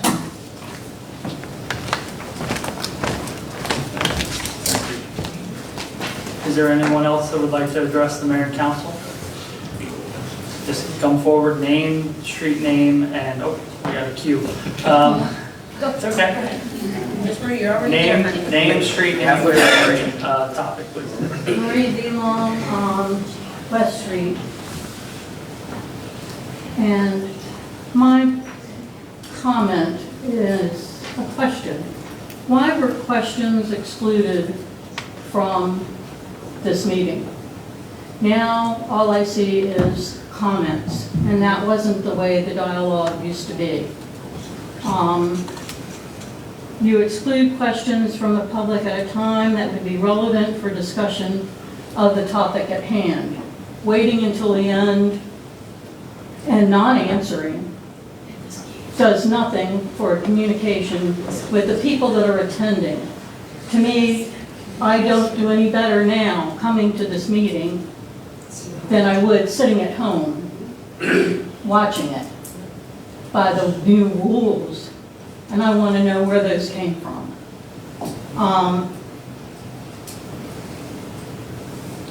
It seems like we should have some say in how you construct your agenda, not just you changing it and not allowing us some comment on that. The other thing I wanted to say was I didn't watch the work session. I was kind of amazed at where Carolyn was on the pay scale in comparison to Dave, when there's only 2 people in that office and they are cross-trained, quote unquote, so that it seems to me her position should be much higher than what it is. If that's all you're going to have for the economic development people. To me, it was, and there was the other economic development, not economic development, planning and zoning, but economic development, the assessment there was low too, comparatively speaking to the other departments, when you only have 2 people. So that was the other thing on that. And as far as the $1,500 every year for the bikeway, was that every year, or is that just recently that you're doing it for the bikeway? I believe it's been since they started applying. Which is is how long? a requirement of the railroad. How long is that then? 2016 or 2017? We still don't have any plans for that. I live right on the railroad. I want to know where that bikeway is going, which side of the tracks, because it's going to affect the way it drains. And I think before you commit to anything, that should be something that's at a public hearing where we can speak to that. Okay? And thank you.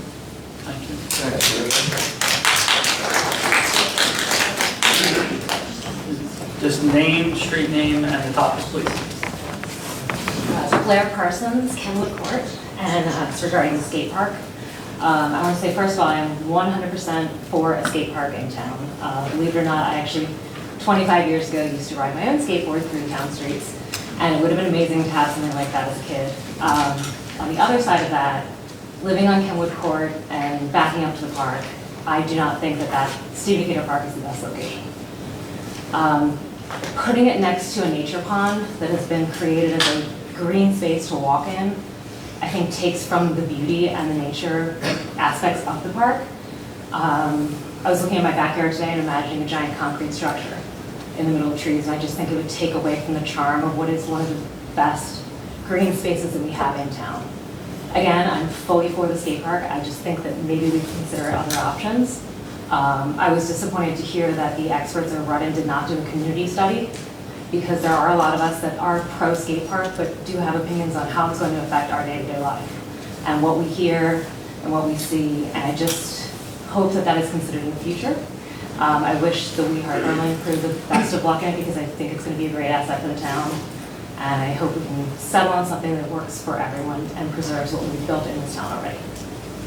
Thank you.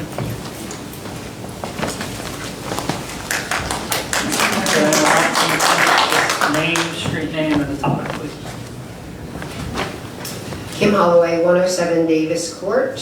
First thing, both things about skate park and about the short-term rentals. And I just want to say my comment about this skate park and being on this agenda. I feel really bad for the skate park people, and I think that they, having had this put on this agenda, and as clearly as it's stated as an item on this agenda, came here tonight to get some answers, and I think that they were really shortchanged. I think that this was unfair. I think that they're being thrown back and forth, and I don't think that they're making any progress. And I think that whoever approved this item for this agenda knew what they were coming with. I mean, the packet that they put out, knowing that they couldn't get anything that they came for tonight, I think that was a big injustice for them and to their group and all the hard work that they've done. So I just want to say that. Secondly, and I'm a little disappointed as well that we don't get any answers when we have questions, because I did have a big concern and a big question regarding the ordinance and the last page of the ordinance that was signed, and that Dean signed it as vice president of the council, Mary signed it as a town administrator, and the mayor has not signed this. And I'm very disappointed in that when your dog at the top doesn't sign something, that all of the people are asking for support and asking for clarity and asking for enforcement. When your mayor doesn't bag it and your mayor doesn't sign it, it makes me wonder what kind of enforcement is being done and if a blind eye is being turned to a situation that we're all very passionate about. And I have a big problem with that. So then, I wrote this before I came. I'm here tonight out of concern for our town and our neighborhoods regarding short-term rentals. I have a few combined questions, which are not going to get answered, regarding this. On March 28th, at our regular council meeting, the floor was open to the public, and a vote was taken on the ordinance of the short-term rentals, restrictions, guidelines, and licensing. And here I sit more than 1 year later as an anxious and concerned citizen, because this ordinance has obviously been signed into effect, but it's not being enforced in the manner in which it was written. Fortunately for me, I only have one short-term rental on my street that I am aware of, and they do a very good job of managing it. I know when guests are in, because the residents allow their driveway for their guests parking, and they park in the grass in front of their home. What most concerns me is the fact that this town has zero oversight and zero code enforcement regarding short-term rentals. Half of the STRs in this town are not permitted, according to the Planning and Zoning Office, but no one is doing anything to shut the unlicensed properties down, or at least close the rentals. My second concern is that the ordinance was written, voted on, and passed. The last page of the ordinance, well, that's what I've already talked about, who it is signed by and not signed by. Moreover, as stated in several meetings, Mr. Engelhardt has said he is gone after 5 o'clock on Fridays, so he's not around to enforce it.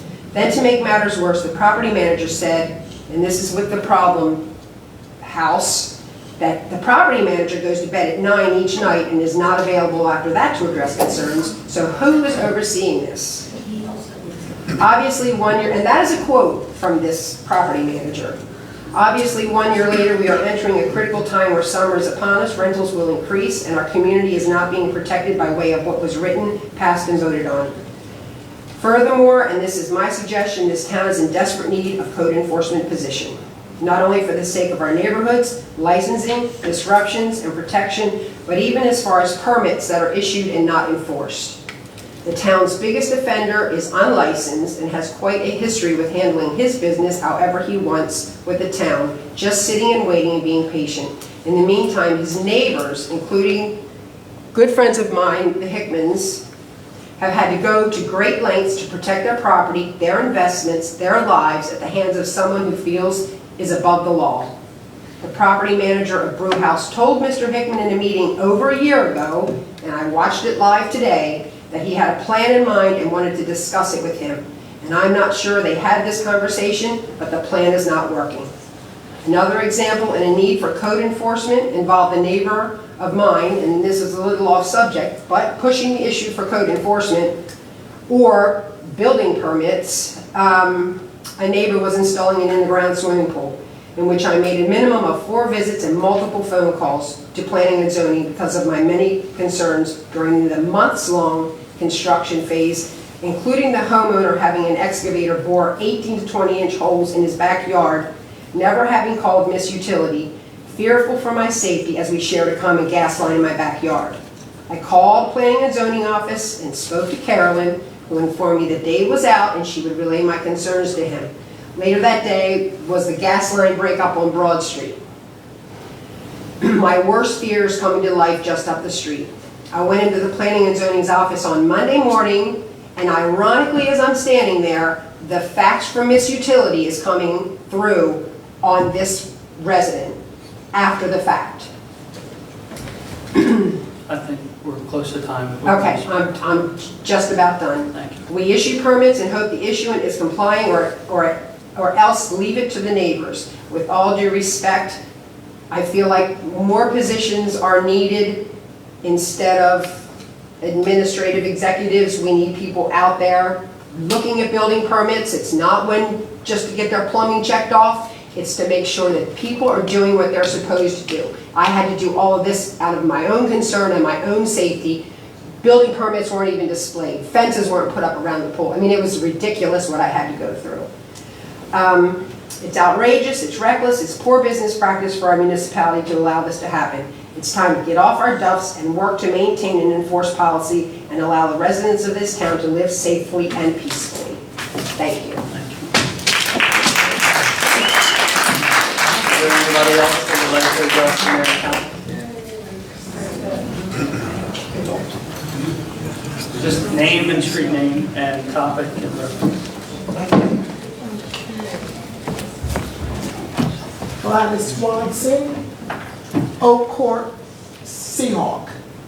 I'm here again to talk about a dog park in Stephen Decatur. I know I'm up against the skate rink, but I'm still going to pursue the dog park. I think it's a wonderful idea. I'm doing my homework. I was away last month, so I didn't quite do what I wanted to do, but I'm still working on it, researching. I'm going to pursue going to Parks Commission because I called them, but I didn't get all my particulars of how to handle that. I'm new at this, and I'm still going to pursue it, do all the question and answers. I took a lot of pictures of Ocean City's dog park playground. I think it's wonderful. I think it's a role model for what could happen in Stephen Decatur Park. That's it. I also put a petition there, and I hope anybody who would be interested in having a dog park there sign the petition that I made up. I hope that's appropriate. Thank you. Have a good evening.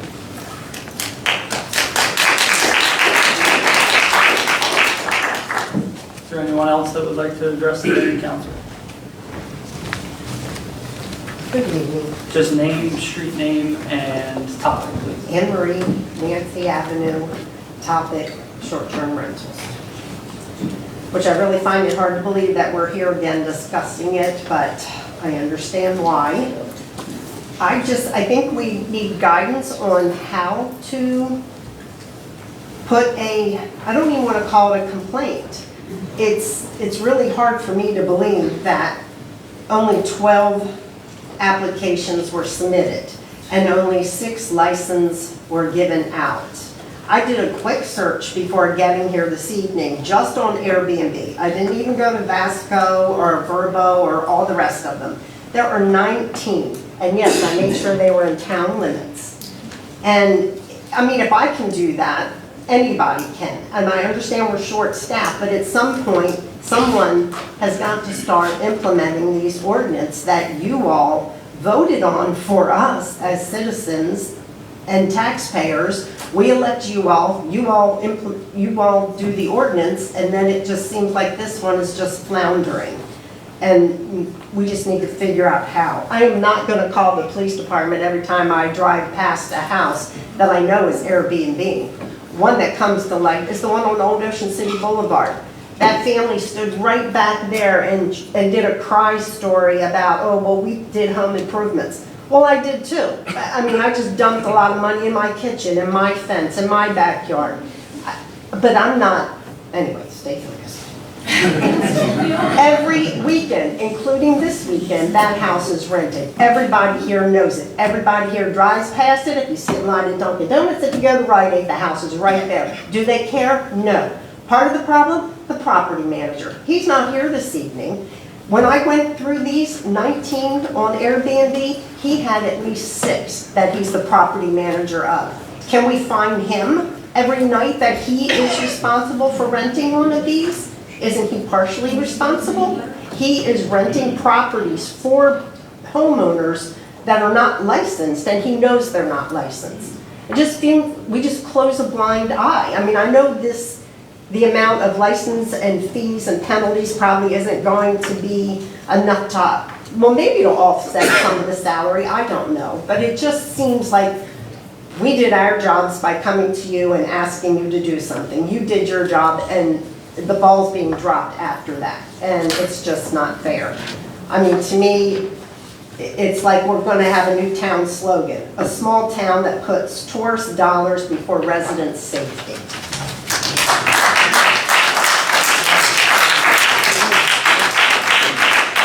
Anybody else that would like to address the mayor and council? Just name and street name and comment, please. I am Jennifer Higman. I live on 6 Church Street. I am unfortunately a resident that lives next door to an illegally rented property, short-term property. It is extremely dangerous. It is not fair to us. It is not fair to people that follow the rules. We currently have renters in there now. It is not the renter's fault that this property is illegally being rented. They are patrons. However, it is not fair to me being a resident to be in a situation that I have to be concerned for my own welfare because as history has on this particular property, not having very safe renters. We have had trespassers onto our property.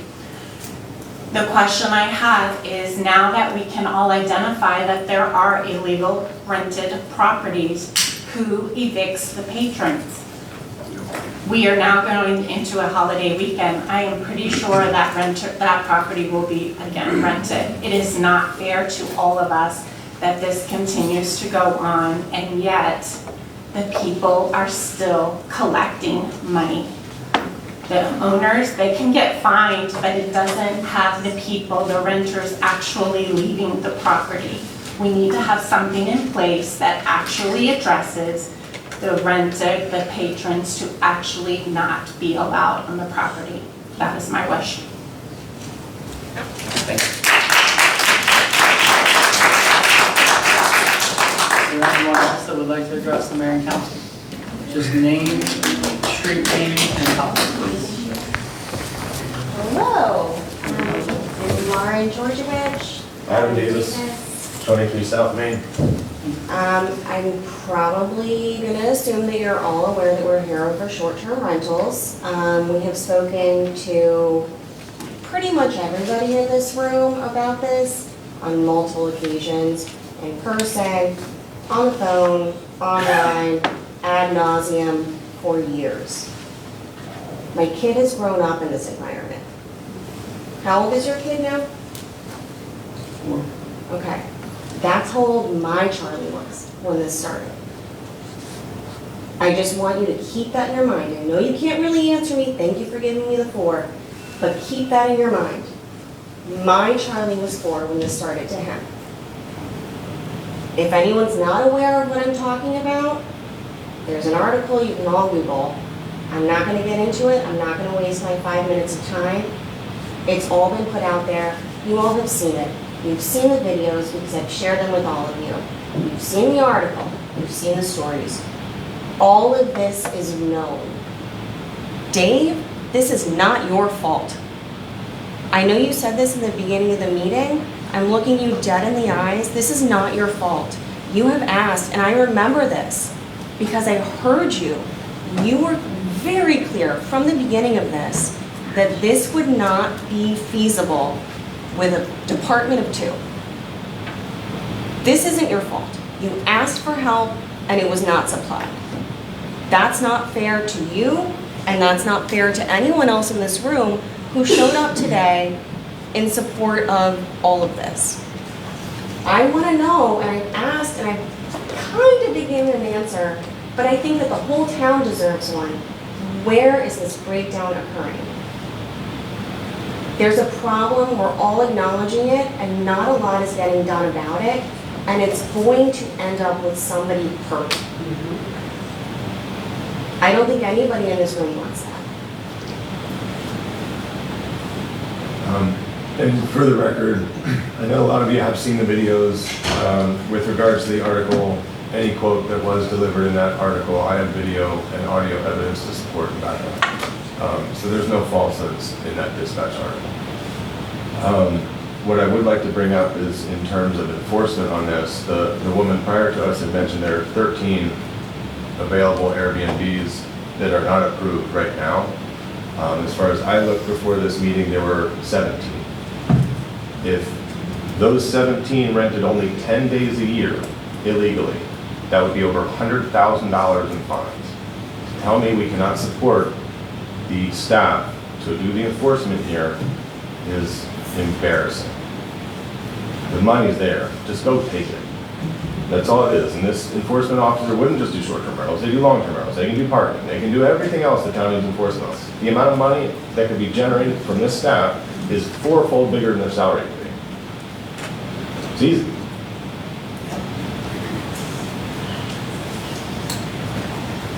And I'll follow up with an email because I don't want to run out of my 5 minutes. And thank you very much. Thank you. Thank you.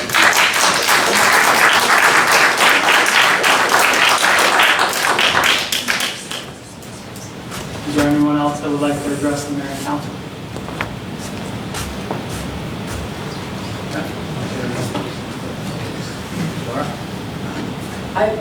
Just a question. Up, Do I have name, to come up? yes, please. Name, street name, and topic. Laura Stearns, 102 South Main Street. I'm just here, first of all, offering my support to my neighbors because I've witnessed everything that's happened in that property. My question is, moving forward, how will we enforce the ordinance as far as proving that someone doesn't live there as their permanent residence? If someone says it's their permanent residence and it isn't, how is that handled? They could take another family member and put them in there and say it's, being lived in by, my wife or my child. It seems to me the ordinance is a little muddy and difficult to follow through. Primarily what they declare with the county assessor's office as their primary residence. Let's hold off on, let's allow Ms. Stearns to have her comment. That was my question, and I'm just offering my support to my neighbors because I've seen everything, I've had people heckling me while I'm riding my bike, just general things that I don't think our town wants. And that's it. That's all I wanted to do was offer support and answer that question. Thank you. Thank you. Is there anyone else in attendance this evening that would like to address the mayor and council?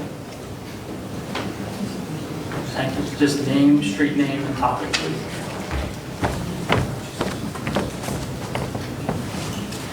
Jennifer Lynch and Drive, short-term rentals. I just want to make a comment about going to the SDAT and whether it's his primary residence or not. The person in question that we've all been talking about tonight, if you go to his 2 properties in particular, they both say primary residence. So that's not always going to be the end result, but whether it's a primary residence or not. That's all.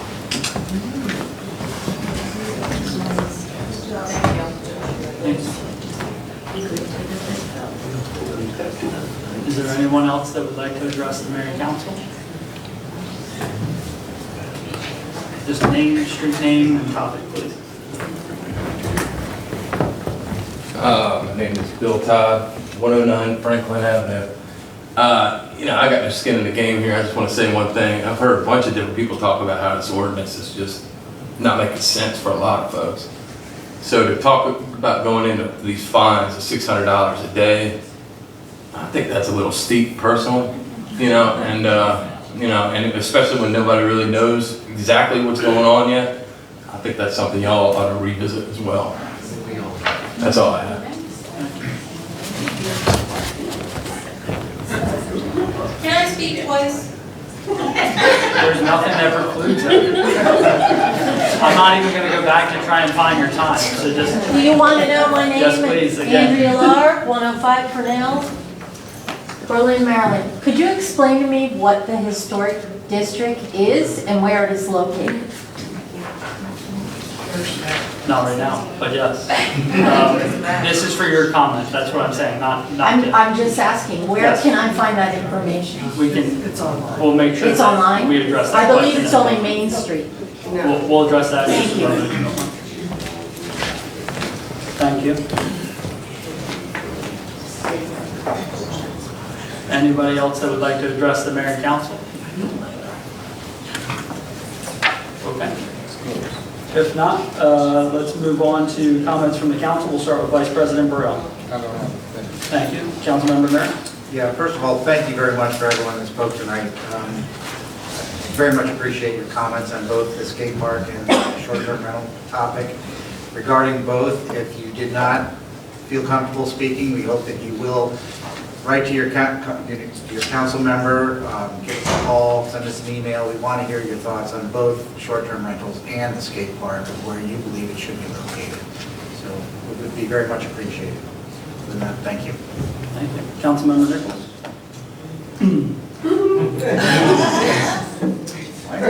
Well, I'm not getting around that. What I will say is this. First off, I'm sorry that the procedure that we have to follow is not working for everybody. We're learning too. We're trying to make it work so that it works the way that it's supposed to. Secondly, I hear when some people say the fine is too steep. That was its purpose. The purpose of the fine being steep was so that the thought was that it would deter violators from violating because they would be fined, and these fines would put you in a spot where you're spending so much money paying fines that you wouldn't want to do the wrong thing. However, living in the world that we live in today, and I guess this has been the case for a long time, people will always, and I'm not singling out any location because as I've stated to you right now, the guy who flies under the radar is the one that I worry about more so than the one that's loud and proud. Because loud and proud we all see and everybody's watching. But all those other folks are pocketing and they're making money every day. And when I heard addresses mentioned that weren't the one that everyone's talking about, that, I'm just gonna be frank, it made me happy because I'm glad that you see it and you need to say those things and make it known. Because yes, I was sitting here when those folks came here and cried their eyes out, I'm teachers and I can't afford a house. Guess what? I'm a flipping teacher too. And I work with a whole crew of teachers right here in Worcester County who cannot afford to live in Worcester County. So to hear that, to me, it didn't help me at all. But to see that they're still operating, not just them, but others, 19, 20 others, and again, most of this is word of mouth. You're not gonna find these folks on Verbo and whatever the other ones are, you're not. Many of them are word of mouth or talking to a friend, and we're not going to see them on these sites, and they're still making money. And that's not fair. It's not. It isn't. To think that we acted on this in haste, we're all entitled to our own opinions. Yes, are things falling? They definitely are. Can they be fixed? Most definitely. However, It takes everybody to make this happen. You all have made it known. Tell us all those spots. I know Arnold and the police department are the first to hear, or whomever, or Dave. Will we have help? We're hoping so. To make it happen, that's what we've always thought we were gonna do. We didn't think anybody was going to really violate the way that they're violating, but they are. So are we gonna fix it? We hope so. That's the plan. Don't take hope so as, oh God, she's just blowing smoke apart. We're not. That's not the plan. Because we're as bothered about this as you guys are. Because we live here just like you do. And we don't want to see this happen any longer. Are we putting our efforts together to try to make it work? Yes. And we do apologize for any inconvenience. Thank you. Councilmember Horace? Well, I also want to thank everyone for coming out and sharing their opinions and thoughts on everything that we talked about tonight. And for me, it's just, I mean, I'm not going to beat the horse. It's about enforcement, and we need to find, we need to help our folks do that, because, you know, we work for you. So, I mean, we need to get and make sure everybody's safe, and the rules that we set are followed and enforced. So that's the first thing I have. And I wanted to, I emailed out to the group legislative priorities, and I saw, it's through MML, you may be familiar, that they take suggestions from municipalities. I think it's 3, Mayor, you can correct me if I'm wrong. 3 legislative priorities for the General Assembly session. They MML acts as sort of a, for lack of a better term, like a lobbying agency. I'm sure they don't like that term, but you know what I mean. It seems that the June 12th meeting is going to be rather hefty. So I would ask, within the confines of open meetings, is there appetite to talk about legislative priorities among the group, and how we can maybe touch on it on the 12th, and because it's due on by the 30th. So is there appetite at all? Is there ideas? I mean, I have one, but yeah. Is that okay. So then, Mayor, can we possibly work on that and get it kind of discussed among staff first, probably? Yes, and the other thing is to keep in mind, I wanted to say that we're not constrained to just MML. So each year, we've been trying to bring our representatives in before they go to Annapolis. So things that may not, because we can't just tell MML what to put on there. You know that, but I want to just say that for everybody else. That we can advance an issue if it's not brought up by the group and voted on as a legislative priority for the organization. They might not champion it. However, we do get the representatives in here, and we do have a meeting with them and the mayor and council before they go to session. We can always bring those items up in front of them at that time as well. Sure, I agree with that, but oftentimes, at least for me, some of our state delegates or state delegation has said, have you talked to MML about this? And so it's kind of a... Because we're one of 157. So we're kind of, you know...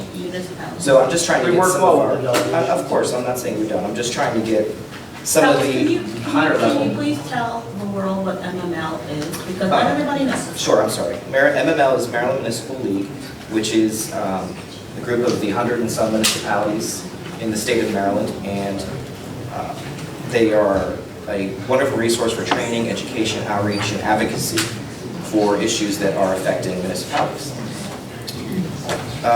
Okay, so I'll follow with that. And I also emailed the group. I'd like to see if it's possible that administration or finance can give us a project plan on an update on our ARPA project plan. I did send over a little graph. I didn't realize that Emily was at a conference this week, so there's no rush per se, but can we get some sort of graph that details the project? I'm just going to use Broad Street Lift Station. We've allocated $1 million, and how much of that has been used so far. And it doesn't have to be necessarily every project, but it's probably the ones that are ongoing at the moment. Why don't we... Particularly stormwater would be great. And I wanted to discuss it with you and with the group, because you did send it over via email. Why don't we just take the table that's already been passed by the mayor and council, we'll put like status, and we'll put funds expended. I think that could be the best. Sure. But I think the finance director should do that when she gets back. Okay, great. And then I also sent over the, in FY22 we had a graph that was available that had, they were called buckets at the time, I'm not sure I like that term, but where the reserve funds are, such as slot revenues, impact fees, debt service, our stabilization account, if you will. So I was wondering if we can get an update on that. The most when accurate, that gets back. yeah, and the most accurate one, and the one that she's probably going to pull, is in your audit. It'll have a breakdown of those funds, but we can, I think that's probably your most accurate right at this moment. But we can certainly take a look and consult with her. Sure. And I thought I had one more thing, I apologize. No, I think that was it. Thank you. Councilmember Green? I'll join everyone else in thanking the crowd that came tonight. Obviously, passion that you have for this issue with short-term rental, evident. Can't say I really heard anything that I didn't agree with, and feel like it hits my soul. I know, if I had people walk in my house when my kids were young, it would frighten me as well, and so that's something that's I'm not going to forget. I know that. As far as moving forward, I mean, that's the thing. I think this is today, right? Today we move forward with what's next, and I don't really know what's next. I think that's what we need to provide to our community, a little bit more information, whether it's at our next meeting. What is the plan for next? I heard Dave, I think the shorter time frame obviously is the big start, but we did get some questions that haven't been specifically answered, and whether or not this is an agenda. I mean, I know the June 12th, we've got a lot. That's a budget, which leads to the next topic. Planning department needs somebody. I think we need to have that conversation next week. It's what we call it: code enforcement officer, administrative assistant. I don't think the latter is what we're looking for. It's something in between, I think. Obviously, this budget is tight already. We have funds that we need to find as a result of the EMS shift not being funded by the county to even balance our budget. The tax rate is set. We've got to find it. I think we need it. We clearly need help in the two-person planning department. I don't know, I'm embarrassed tonight, and that's not a feeling any of us should have. I'm usually I'm about as proud as I get about our town. This is one where this has been, it's embarrassing, I'm sorry to say. So I just want us to move forward. I know none of us are going to forget this night. I don't want to go too long. On the skate park, it's a very unfortunate situation that occurred. I don't think, if it wasn't ready for tonight, I think there should have been blocked before it came to the council. Feel bad for I've never seen 8 kids, teenagers here before. So I think they got a little bit of a bad lesson. I look forward to having them back when this is ready for discussion. Then on a positive note, the Horticulture Advisory Committee, love what I'm seeing on the streets. Berlin, I have to end on a positive. It's awesome everywhere you turn, right? I mean, the Burbage Table Park looks amazing. The colors are awesome. So it comes with a lot of sweat and hard work. I actually have poison ivy from working around my house, so I love those. So thank you to the committee. It's a great, still figuring out Horticulture Advisory Committee. Well, they're making the town look beautiful. So I know that. Hack. Oh, there you are. Okay. Thank you. All right, up next are comments from the mayor.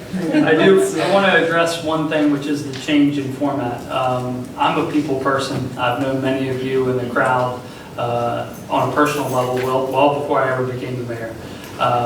It pains me to see folks come up here and not being able to respond to their questions. I'm sure the council's the same way. It's unfortunate. It's the time that we live in. If you look around this room, you'll see stop signs, you'll see directions with where you need to go, where you can't go. That's different, right? It's not the town hall that we all know for a long time.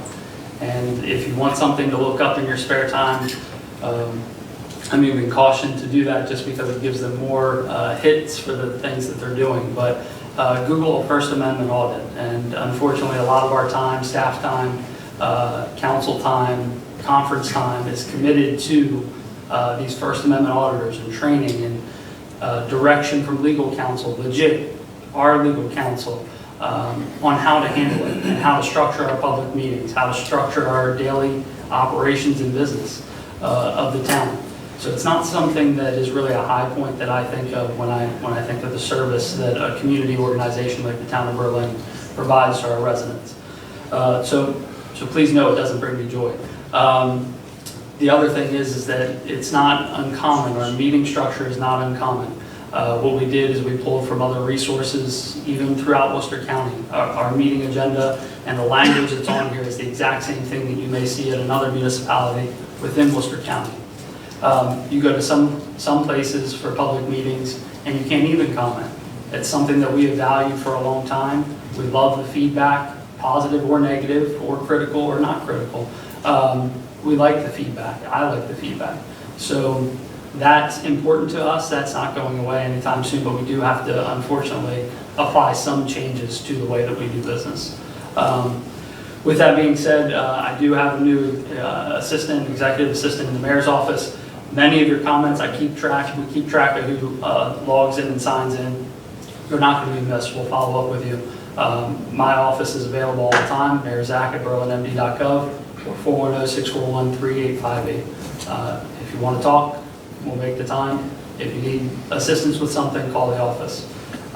With that being said, I do want to recognize our staff and some of the accomplishments that we had over the weekend. We had rain over the weekend, but still a lot of folks came out for the cruisers, so thank you to our staff for managing that event and for everybody that came out. I also want to say that our farmers market's going well. Thank you for that. Happy Memorial Day to everybody. We'll not see each other again until June in this setting.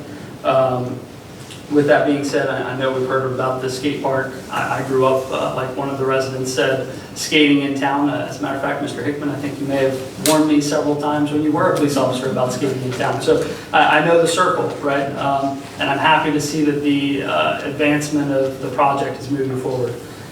It's a presentation. It's labeled as a presentation. The pathway is there. It's defined. And it's been mentioned. Any confusion, we always apologize for, but I look forward to advancing that project.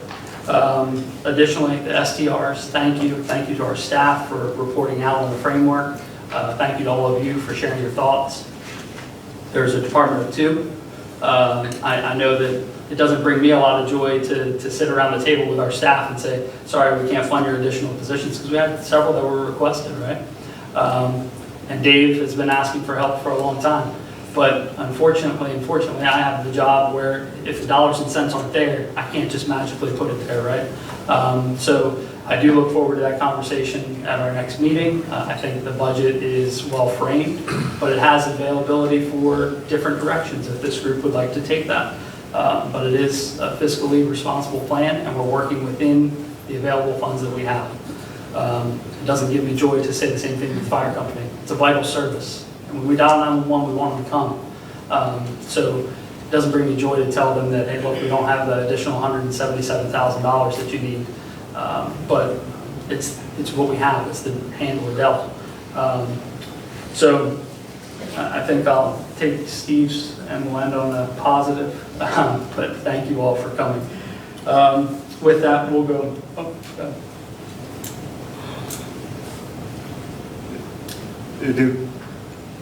The mayor talked about the format of the agenda at our meeting this evening. I just want to say that it's a sad time when folks can't come together and have a legitimate exchange of ideas and don't have to wait until a certain point to ask your questions and then don't get a reply. I am really concerned about the format of the meeting we have had this evening. And I don't want us to be dependent upon emails and text messages to get our points across. I would like to see folks able to come to this meeting and say what they think and say what they feel, and me have the opportunity to address those concerns, or whoever. I don't want us to get so big and so rigid in our operation that we forget why we're here. We're here to listen to our public and to suggest policies and procedures that's gonna make living in the town of Berlin second to none. Just one more thing. We have talked about the need for additional staff, especially in Dave's department. Steve misspoke when he said the tax rate is set. The tax rate may be set, but it's not official until the budget is approved.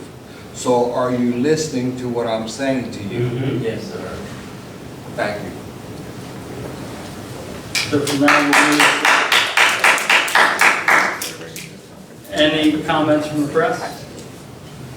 Do we have press? Okay. All right. Move to adjourn. Thank you. Second. All in favor? Aye. Thank you.